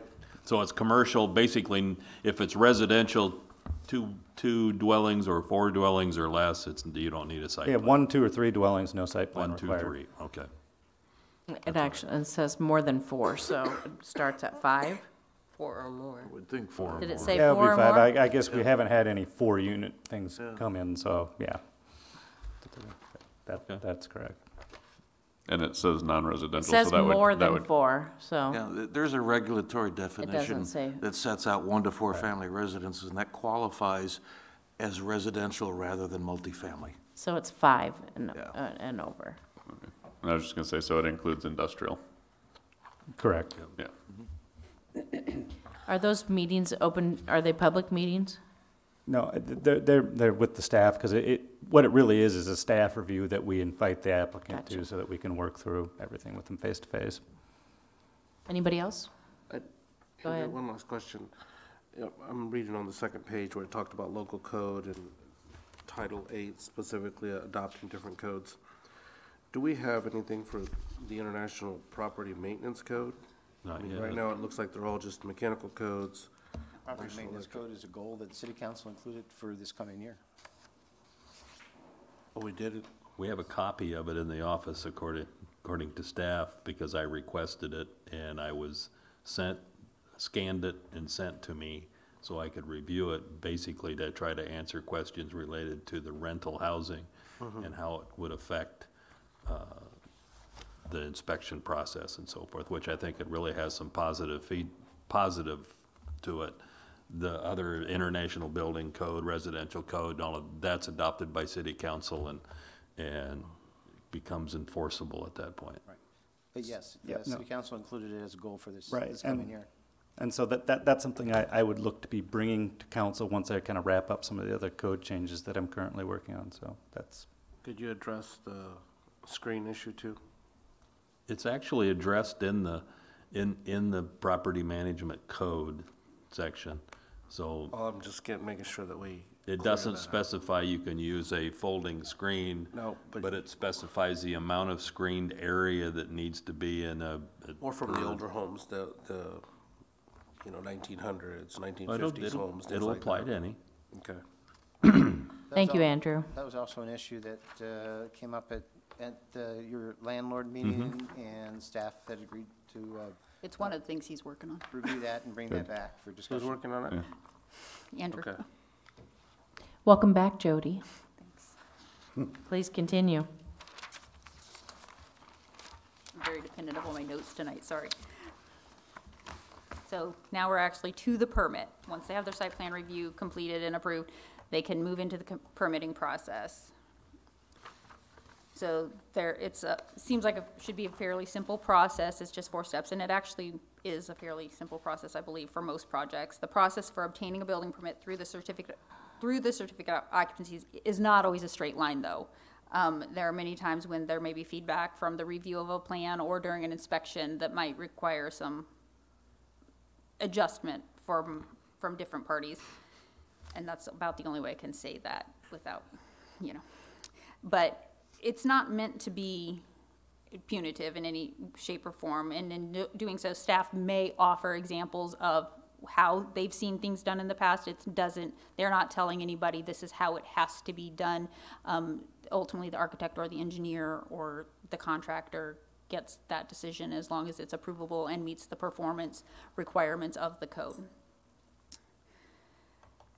The application process. So I asked, tell me when somebody has to apply for a building permit, because I went to try and play with the system, and I can't because I don't have a project. But, and everybody I asked said it's easier to tell you when you don't have to apply. Thus, we have a list of when you don't need to apply for a building code permit. So, and oddly, that was the easiest thing to do because it's actually listed in the building code. This is when you don't have to apply for a building permit. And so I've condensed kind of, because each one has like a little paragraph pretty much. And so on Nick's direction, I just went through that and I came up with this list of what doesn't have to be applied for. And, but if there's ever a question, I would still say the response is just call staff. They're the ones who understand the code and who can answer that. If you don't, does my retaining wall meet this requirement or not? Because there was something about from this point to that point, and my husband doesn't send me to the hardware store, so there's no way I know when I need to say, okay, we need a permit. So, so just, again, going back to just refer them to staff, and then those professionals can answer the questions. So how do they apply? They apply either online or in person. I gave the link here, not that that's really helpful when you're telling somebody where to go, but the link is there, and then they can apply in person at any time, and they have to give this information over the scope of work, specific job tasks, the contract amount, each permit type has other specifics that are required, and plans if they're applicable. Most projects do require plans be submitted unless it's a pretty straightforward project like re-roofing or siding, those types of projects that you don't really need planning for. Electronic plans can be uploaded into the GovQA system with the application, but if not, then they need to be provided when they're required to staff. Before you go on to the next page, can you talk real briefly? Feedback has been one of the council or discussion items that we've been talking about, how to give feedback to city staff about the process. So not only can Mike ask when he's out on site, but can you tell us about the online process, which is, I think, most of the applications come through, and what you're looking to do? So we're looking to have a link pop up or an email come to them with a 3 to 5 question survey. How are we doing? What could we improve? That automatically gets sent or pops up for them to answer at the end of their application process. So that we can immediately have that feedback. There's a way to do it. It's just going to take a little bit of work on Krista's part. So I would have a comment on that too, that feedback after the whole process is done would be good. And I'll use one example without divulging their identity per se, because we are. Anyway, so there was one person that came to me that has a business, and they were installing some new features that required a permit. They understood that. They applied for the permit, and then due to timing issues with the inspection process, that they were really kind of put off for about 3 months, longer than they should have been. That's the type of thing that I want to make sure that we're catching in the future. And this was quite some time back. It was, somebody brought it to me, and there's a lot more detail to it, but that's the type of thing that I really want to make sure that we catch that before it becomes an issue. So the feedback right at the end of the application process, while good, is one step. And I think so there are 2 parts to that. One, if they're having a problem in the process, I would hope that they would feel comfortable enough to call Andrew or myself and say, oh, I don't understand what's holding this up. We need to get this done, so that we can have a conversation with staff as well as with the contractor about what can we do to move things along. Why is it at a standstill? But also, yes, I understand that just at the permit process is not the only place we need to get that feedback from. So looking at the end of the contract, at the end of the process when the C of O is issued, it's probably an email to them, and collecting those emails to send out, or if they're not on email, a hard copy if they'll send that back, or having it available even in the office. Here's your C of O, would you please just fill this out and send it back in, or whatever. Sure. So there are various places we're looking at where does that make sense. There may be, if it's a longer project, maybe even in the middle, because if it's a big project that lasts a year, has a year-long permit, maybe at 6 months we want to know, how are we doing? What have you, what's been your experience with us, kind of stuff. So we are looking at all of those things. And just so you're clear, this person didn't just tell me. They did communicate with the department at the time, and it was before I was in office. So this was some time back, but that's just an example. Okay. So. Well, and if you ever have that feedback, then you need to give me that feedback pretty quickly as well. I will. So that I can, I got some shoulders, so it's good. There was a lot of confusion with all of the tornadoes with the public on whether or not they had to have a permit for the siding and shingles being replaced. And so, heaven forbid we have that issue again in the near future, but I think then we do need to be proactive in helping through Kevin and through Facebook and all of that stuff, making sure we're clear. This is the type of damage most people experienced. This is what you do or don't need to do. So if you don't need to do it, please, you don't need to waste your time. But again, I would always say that if there's ever a question, call. Krista's really good about answering the phone and answering the questions, and we'll get Chelsea trained up in terms of what are some basic answers she can give, answer questions about that way as well. So I think that those are things we can do fairly simply as we go forward. Because it doesn't seem to fit into any of these. Well, You need one and, for siding, I had to get it for mine. oh, so I was wrong, see, I've learning every day, every moment right now, but, and that's the kind of thing I would say, when we have that understanding of what's out there in the community and understanding that this is impacting more than 5 people, or maybe it's just impacting more than 2, it's time to start talking about what happened. And Sure. So. I do have a question actually on that, and I don't know if you can answer it, or maybe we can just get a nod from the back. When we had all that storm damage, there was a lot of different companies that were coming in from who knows where to try and do work, and I heard a lot of feedback on that. And I'm not going to go into the positives or negatives of the work they did, but were those out-of-town companies pulling permits, or were they just doing the work without a permit? But were they pulling permits, or were they just ignoring that process and doing the work without pulling a permit?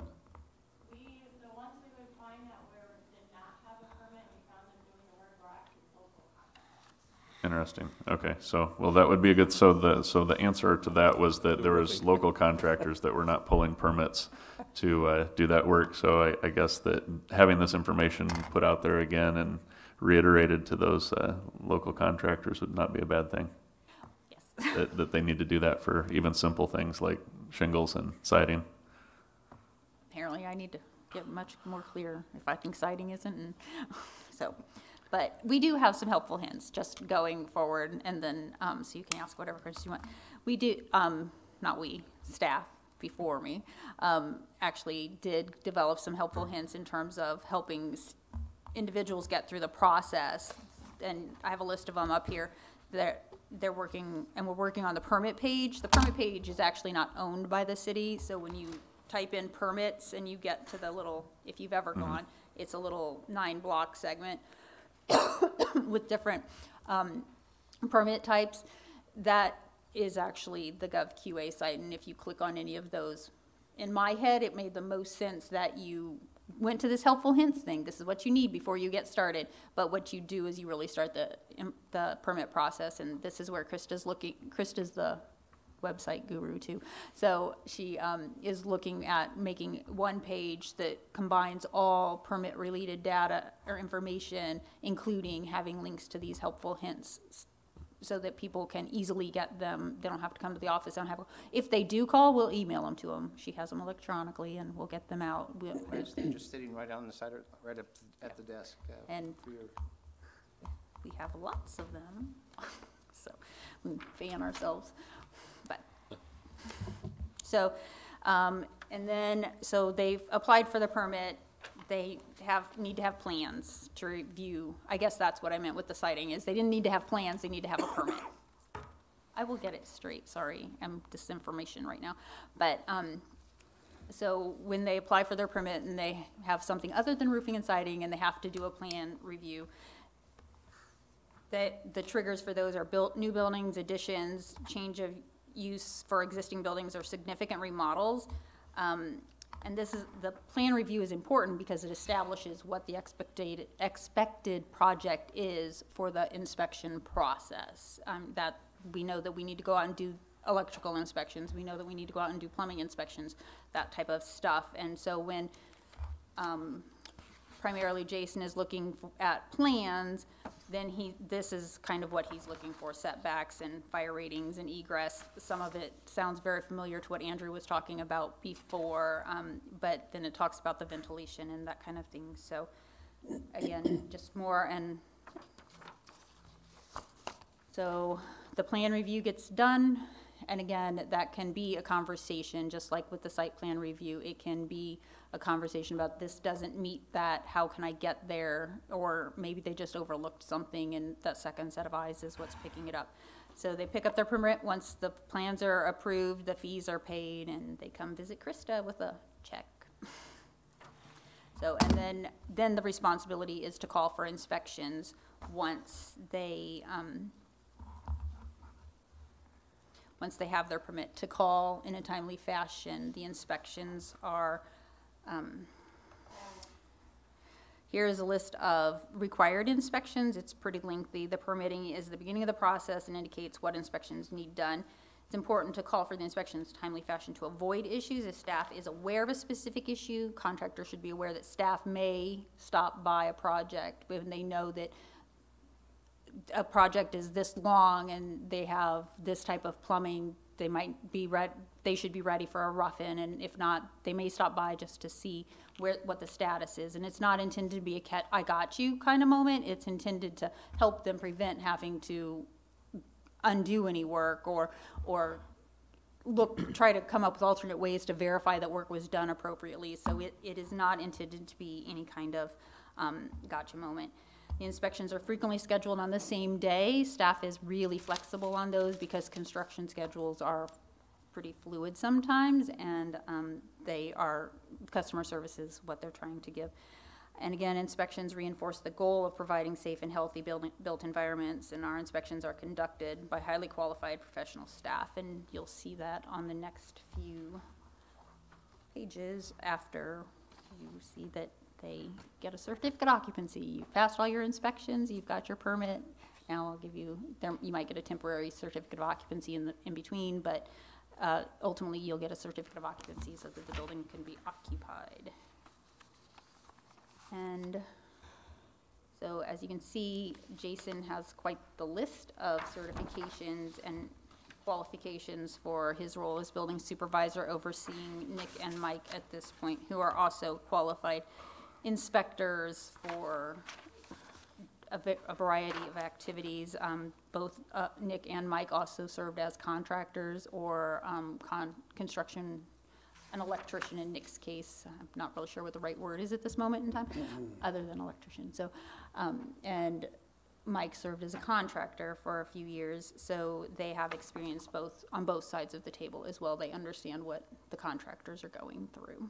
And if there are any questions, again, these three are the experts. I would just encourage anybody with questions about the process. These four are the experts. I would encourage anybody to call and ask questions that arise.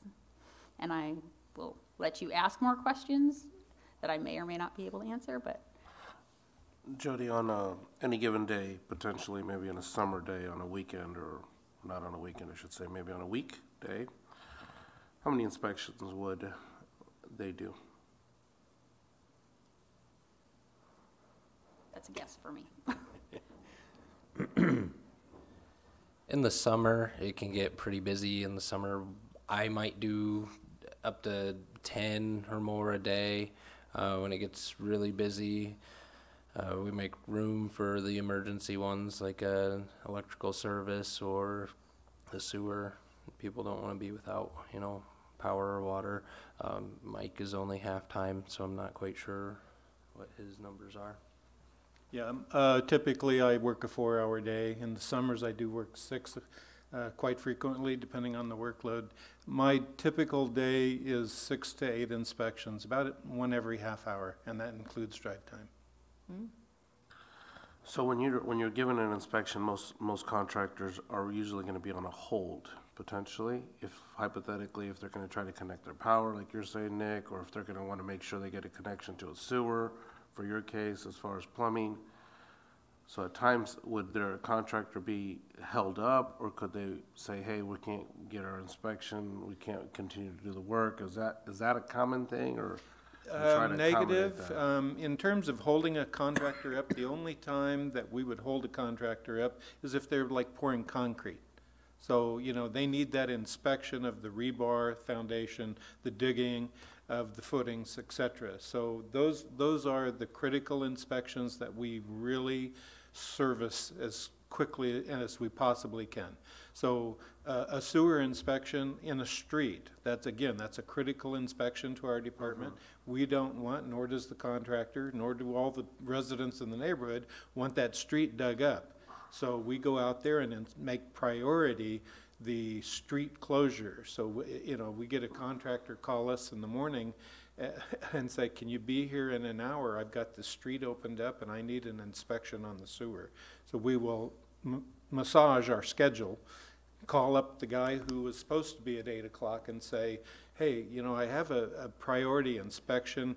could you possibly wait a half hour or an hour and I could do this other inspection first? That's our customer service we're trying to maintain, that the critical and the priority inspections get done first. Okay. The only thing I want to add on to that is Jody did say we try and get out there the same day for inspections. But what I usually tell people is when you call and you're ready for the inspection, try and give us 24 hours notice, because if you call in and I'm sick or something and Mike doesn't work afternoons, then there may be a small hiccup there. So kind of plan for that. But if you call in and, well, I'm ready for it now and I'm not sick, okay, I'll get there in, 15 minutes. When we had Mike before, was he part-time as well too? Stenson, full-time. Yeah, was he full-time? Supervisor. Yeah, that's right, man. And that would be Jason's current position. This is kind of a curiosity question based on my serving on the Zoning Board of Adjustment in P&Z is, and I don't know how you handle it, so I guess why, if a contractor, skips the inspection, say he pours the basement floor and he hasn't had it inspected, how do you handle that? Do you have him tear it up? Or, what do you do? I mean, how far do we take the inspection?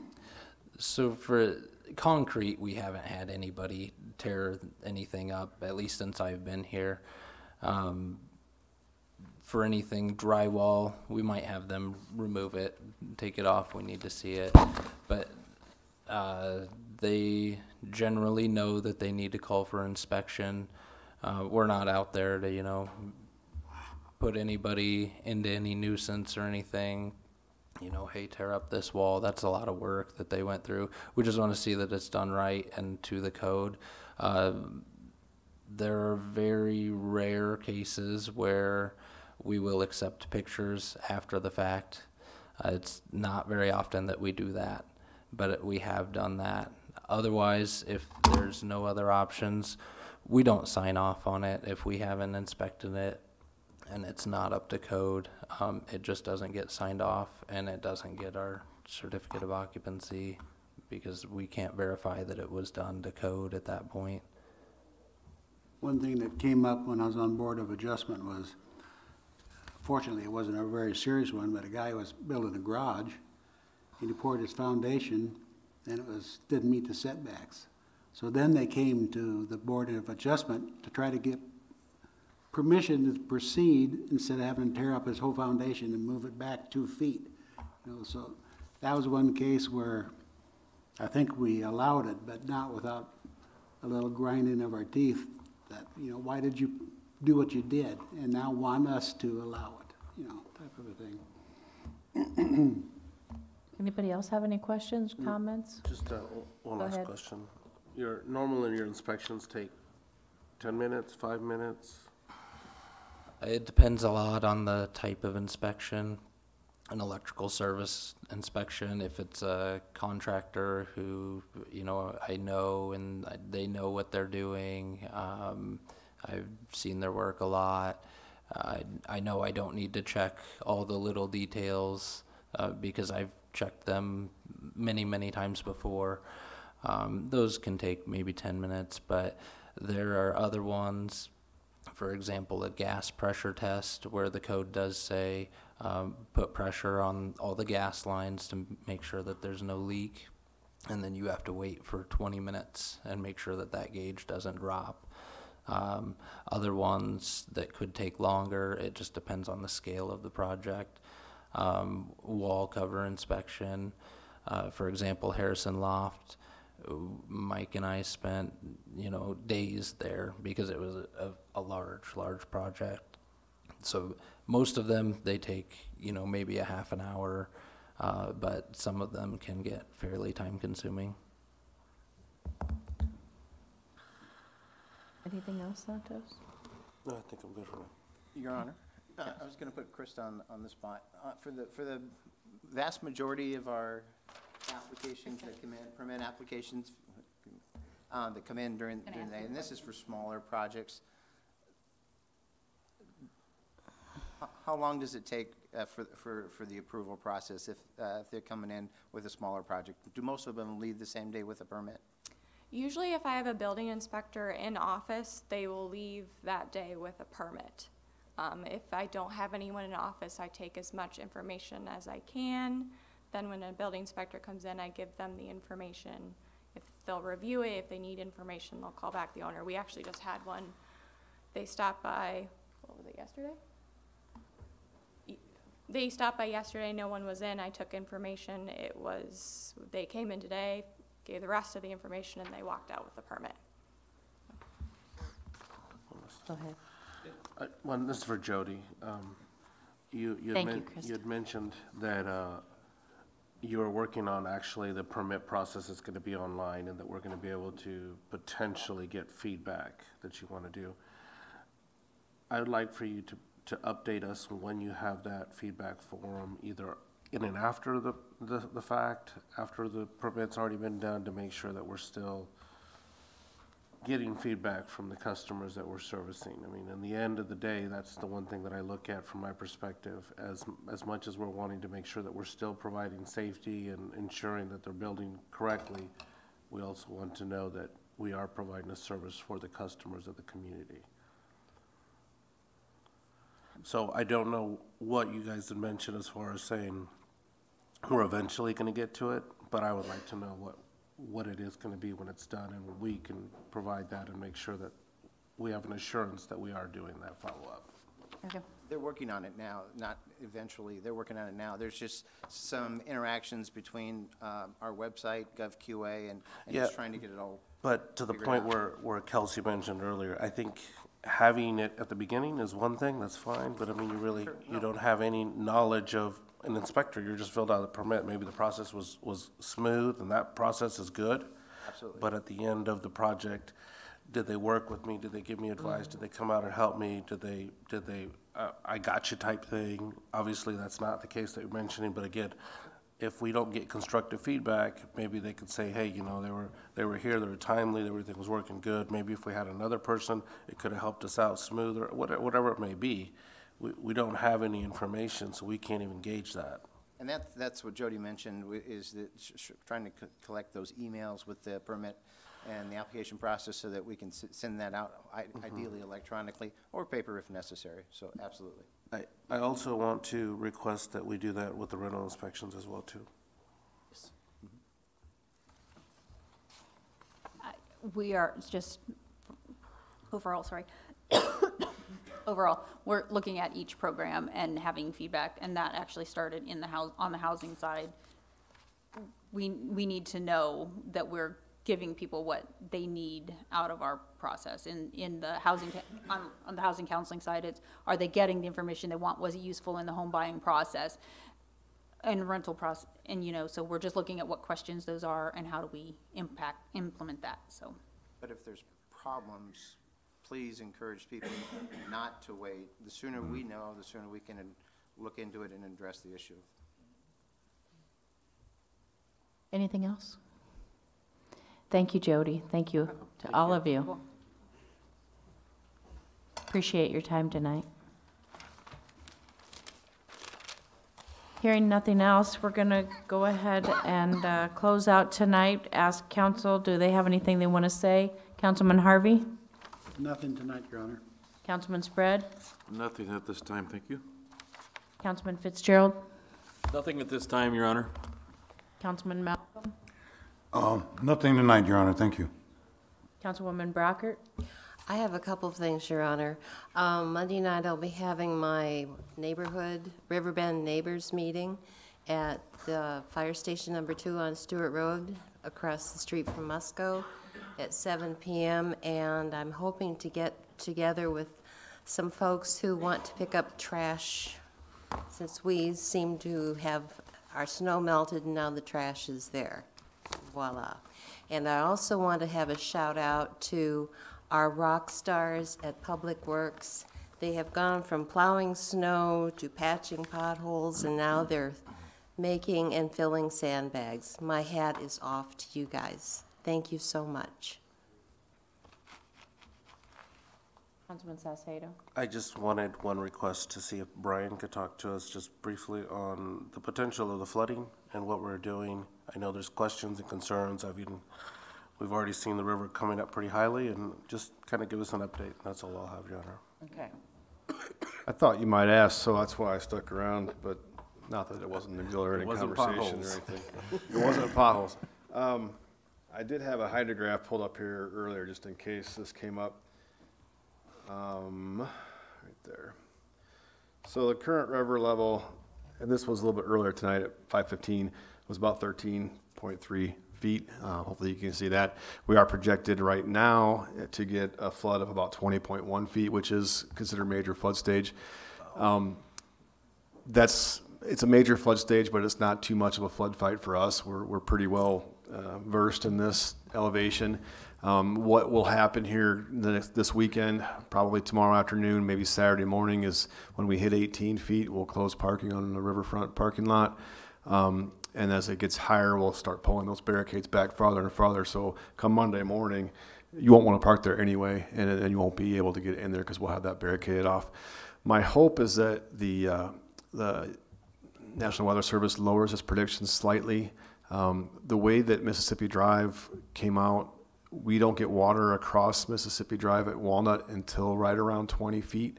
So at 20.1, we're at that real borderline where maybe we can keep that road open, or maybe we have to close it. It just depends. We're not expecting any precipitation, which is a good thing. So if that drops a little bit, we won't have to do anything as far as road closures, which would be great for us. The other thing that has to happen about that 19.5 foot, 20 foot range is we have to close the floodgate at H&I by the buildings there at Mulberry and Mississippi Drive. So if we can squeak by and this gets lower a little bit, we won't have to do those type of efforts, which would be great for us because we've been very, very busy. So that's my hope. We'll see if I get that or not. But otherwise, we're preparing as normal. As everybody, I think, knows, 16 feet is flood stage here. So that's when we'll hit that, and that should be probably sometime tomorrow. And we'll just kind of watch and wait from there. We watch this hydrograph religiously during this time of year, and so we prepare accordingly. I've just finished updating our flood plan. I'm waiting for a couple more pieces to put that in there before it's distributed to everybody else, but nothing has changed too much. I don't want to go into a long story, but there is a long-range forecast, which looks a little bit more daunting than this. So I would expect what will happen here is this flood will taper off, drop back down somewhat. I don't know that we'll ever go below flood stage. I hope that we do. But I expect it to come back up mid-April once we get the snow melt, because we haven't even had snow melt yet. I mean, up north of us. So potential for some significant flooding this year, anywhere from 20 to, I've seen projections up to 24, 25 feet, which is pretty serious. But as of now, with this flood this weekend, I think we're well prepared, and I don't anticipate too many problems. Mayor, I've Go ahead. one comment. A couple years ago, when we had a major event, and there was questions from some downtown people along Mississippi Drive that thought the city was going to come in and help. The city only does a certain amount of stuff. They were ignorant of what was going on because they were new owners. So can you briefly tell the public what the city, do we go on private property and sandbag? Do we, No.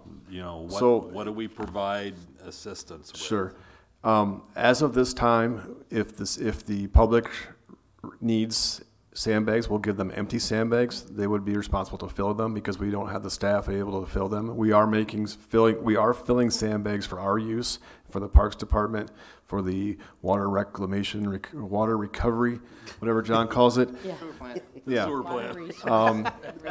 We had a flood meeting today with GPC, Kent Corporation, H&I, MPW. They have some need. They will have some need for sandbags for their levees inside their gates. So we have a deal with them where if they come and help us sandbag, they can take the sandbags with them, because we just don't have the staff to sit there and make sandbags for everybody. So if the public would like to have sandbags, they can coordinate that with Public Works. We'll give them the empty bags, but they're going to need to fill them. We do not go onto private property for flood fighting. We stay within the city or the public right of way. I have spoken to a couple of downtown businesses, and one of our floodplain items is when it hits 19 feet, we give people notice that they may be getting water in their basements. The river's on the rise. We give them the link to the hydrograph so they can monitor the flooding on their own, and they have to make their own decisions. I know that one of the people down on Mississippi Drive is making plans to do his own flood fight, and we encourage that. We can't do it for everybody, unfortunately. The expense for us to flood fight on Mississippi Drive to protect the downtown is in the millions of dollars, and council could decide to do that if they wanted to, and we would do our best, but it's going to take us a lot of time and a lot of money, and I don't know that we would recover that. Maybe we would, depending on how high of a flood it is, but we'd have to start so soon to get it done that you would lose Mississippi Drive for a matter of weeks before the water got that high, if it ever did. That's that risk reward there. So that's probably a long-winded answer to your question, but for the most part, if you're a private property owner, you're on your own to flood fight. Yeah. That's what I wanted to have said. Go ahead, Alan. Brian, at what point do we have concern with the Fifth Street Bridge, or do we? The Fifth Street Bridge, that is in our flood plan at about 24.5 feet. We closed the sidewalk portion there that is in that flood wall at the Fifth Street Bridge. So, and that's on Mad Creek, but it's river stage 24.5. So we've got quite a ways to go before that happens. I don't expect that on this particular flood. We're going to have multiple floods this year, I think. So this will be the first one, and we're probably going to go up and down for a while. But Fifth Street is it's a ways out. What did we hit in 93? 93 was 25.61 feet. That's the record, flood of record. 2008, what did we have? I don't know that one. That one flooded 2nd Street, or all the one Mississippi Drive too. Yeah, I've only memorized the flood of record. That's the one I'm trying to avoid. But and I wasn't here in 08, so I can't help you with that one. We can find it. It is on our website, I believe. 65 is bad. It was wet. Any other questions about the flood? I was in basic I training. thought 65 was higher than this. Probably, I think 65. if your projections are, It wasn't probably. I hope you're wrong, but No. I think so. I think it would be good or wise if you did give us an update as what potential action we could do if we started to see a flood imminently coming that could get close to the 25-foot stage. Oh, sure. Yeah, I think it would be good for us to know what plans you would give us feedback or. Yeah, the existing flood plan is on the city website, and those action levels there have not changed. What I've done is tried to consolidate the flood plan so that it reflects the changes that happen on Mississippi Drive, but B, I'm trying to create a go-to book for my staff because we have pieces and parts kind of everywhere that as they've accumulated knowledge, they just kind of keep getting slipped into these 3-ring binders. The last official update was 2011, so we're dealing with some 8-year-old stuff. So, but the action items that are on our website have not changed. So at 24 feet, 25 feet, 26 feet, whatever, they're all there. Our levee elevation in Muscatine is 27 feet. That is a 200-year flood event at that level. When you go downstream, that levee level goes down a foot, so it's at 26 feet. So we run a risk in a major flood, and I don't want to scare anybody, of overtopping downstream, and that water will then back up through the south end and back towards downtown. I hope that we don't see that. The group that we met with today are working on plans for that if that is the forecast, but at this point it is not, and we just have to wait and see. And that group's also working on long-term plans to address that foot drop. Correct, potentially raising that levee and things like that. Just keep in mind, just keep us updated if there's anything that you could share with us. Absolutely. I can give Greg a weekly report, and he can pass it on to you. If you have any questions, you guys can always email me or call. For anybody in town, for that matter, you can email Public Works or call Public Works, and we don't have any secrets. We'll let you know. This is all public information. This is where I go to every day. I just Googled up Mississippi River levels, and you click it, and it takes you right to that. So. And when Brian gives us an update, Kevin puts that out on Facebook as well. Mm-hmm. Yep. And the county emergency managers are all working hot and heavy on this, including ours. So yep. Floods affect everybody, so it'll be a group effort, and we'll do what we can. Cedar too. Mm-hmm. Thank you, Brian. You're welcome. Staff, did you have anything tonight? Nothing tonight, Your Honor. Pardon me? Did I skip you? Yes, you did. Go ahead. All right. It was brought to my attention again today that the the trains were blocking all of the crossings, and to the point where I had video sent to me of a semi going at a sharp angle across the tracks because the train wasn't 100% across the tracks. There was just enough space. The semi decided to go ahead and go around all of the cars and cross the tracks illegally. But also then there was the other video that was sent to me of there was an officer that was on the stuck side of the tracks because they were trying to. Dick Drake, or which one? Multiple, because the person that sent me the video had tried multiple spots, and I think they were following the police officer that was also on that same side of the tracks trying to cross, and neither of them were successful because they didn't cross illegally like the semi did. But that being said, I know it's not even a small thought to have. And it is not something that would happen anytime soon because it is a very large, ambitious thing. But I would like to at least have some kind of thought process put towards some kind of an overpass.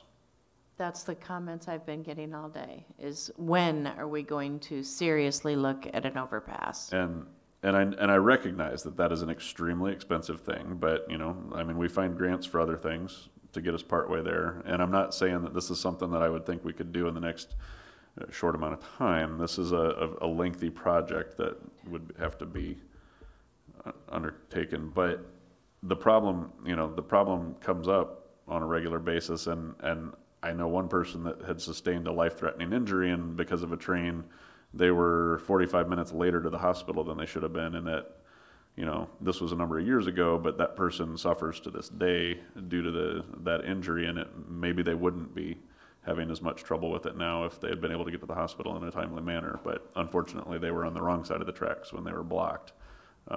Seeing the video of the officer attempting to find a crossing today also makes me wonder, were they trying to get to something? I'm not asking for a response to that, but that's the question that was posed to me. Were they trying to get somewhere? Was there somebody that needed an officer present and they weren't able to get there? So I think that the responsible thing to do is to put some thought into it, do some investigation, and find out if there is any track forward, even if it's a multi-year track, which is what I would anticipate anyway. But that officer would have notified dispatch or contacted the police department. I'm sure they would. Yes. Right. You are correct. It's a very expensive venture, but it's certainly something we can. Right, and my estimate, rough estimate, just based on some digging that I did, would be that it could be in the $15 million range, roughly. So so people that are asking for an overpass, to happen right away, I think they need to understand that, that's just my best estimate on, with very little foundational information to base that on, but just from looking at some other projects that were similar in other areas, not taking into account the water table where it's at, where that would need to go in. So, I understand there's a lot of challenges in place there, and financial is one of the big parts of, financial challenge on that would be very large. So, but I do think that it's worth at least looking into and trying to determine what we can do. So. We can certainly start by adding it to the CIP. Yeah, I think that would be, if I had seen as much at the last goal session as I had seen, as I had brought to me at this point, I would have asked for us to put it on the goal setting, the goals at that point in time. I wish I could give you a good answer other than the ones that we've given you before on the trains, but we do mass callings between Public Works, police, fire, myself. We've done those before. We certainly asked the public to call in. There should be a number at the crossing location. We put it out on the website to encourage anyone and everyone to call. Well, and I reached out to the DOT as well and had some conversations with them, and they. Management too. It's a frustrating. It's frustrating, right. And I certainly understand that. And I understand the trains have to do what they have to do. We're all frustrated. And they're delivering goods that we're all using, or they're delivering goods that are helping support our community one way or the other. But to be the person on the wrong side of the tracks when there's an emergency is not, you know. And it just keeps happening more and more Right. frequently, it And, seems. you know, and one of the suggestions I've seen is to, you know, reach out to the railroad. If they want to block the tracks all the time, then, you know, help fund the overpass. Yeah. So, I think, you know, in a stance of partnership, not punishment, but, you know, partnership on that. I mean, you know, so. Start talking about it anyway. Exactly. So Yep. Long range. And the other things that Yeah, I long had range. for tonight, the staff that I wanted to ask him of is not here, so I'll wait till next meeting. Something I could answer? Okay. All right. Okay. I just have a couple of things. Don't get moving yet, Santos. I just wanted to say that I will be out of the country enjoying spring break from March 16th through March 24th, and that Councilman Brackett is, as our Mayor Pro Tem, will be sitting in my place. So if you have anything that comes up in the meantime, while I'm gone, call him, email him. He'd love to hear. And he's Happy going to. to do our city, and he's going to do the city council meeting next week, which is a regular council meeting. And just for the folks at home to remember that next week is spring break for our community. The kids will be out. If the weather's nice without the rain, then let's keep our eyes and ears open and be careful with all of them out there. Thank you for coming. Do I have a motion to adjourn? So moved. We're adjourned. And give you this back. Yeah.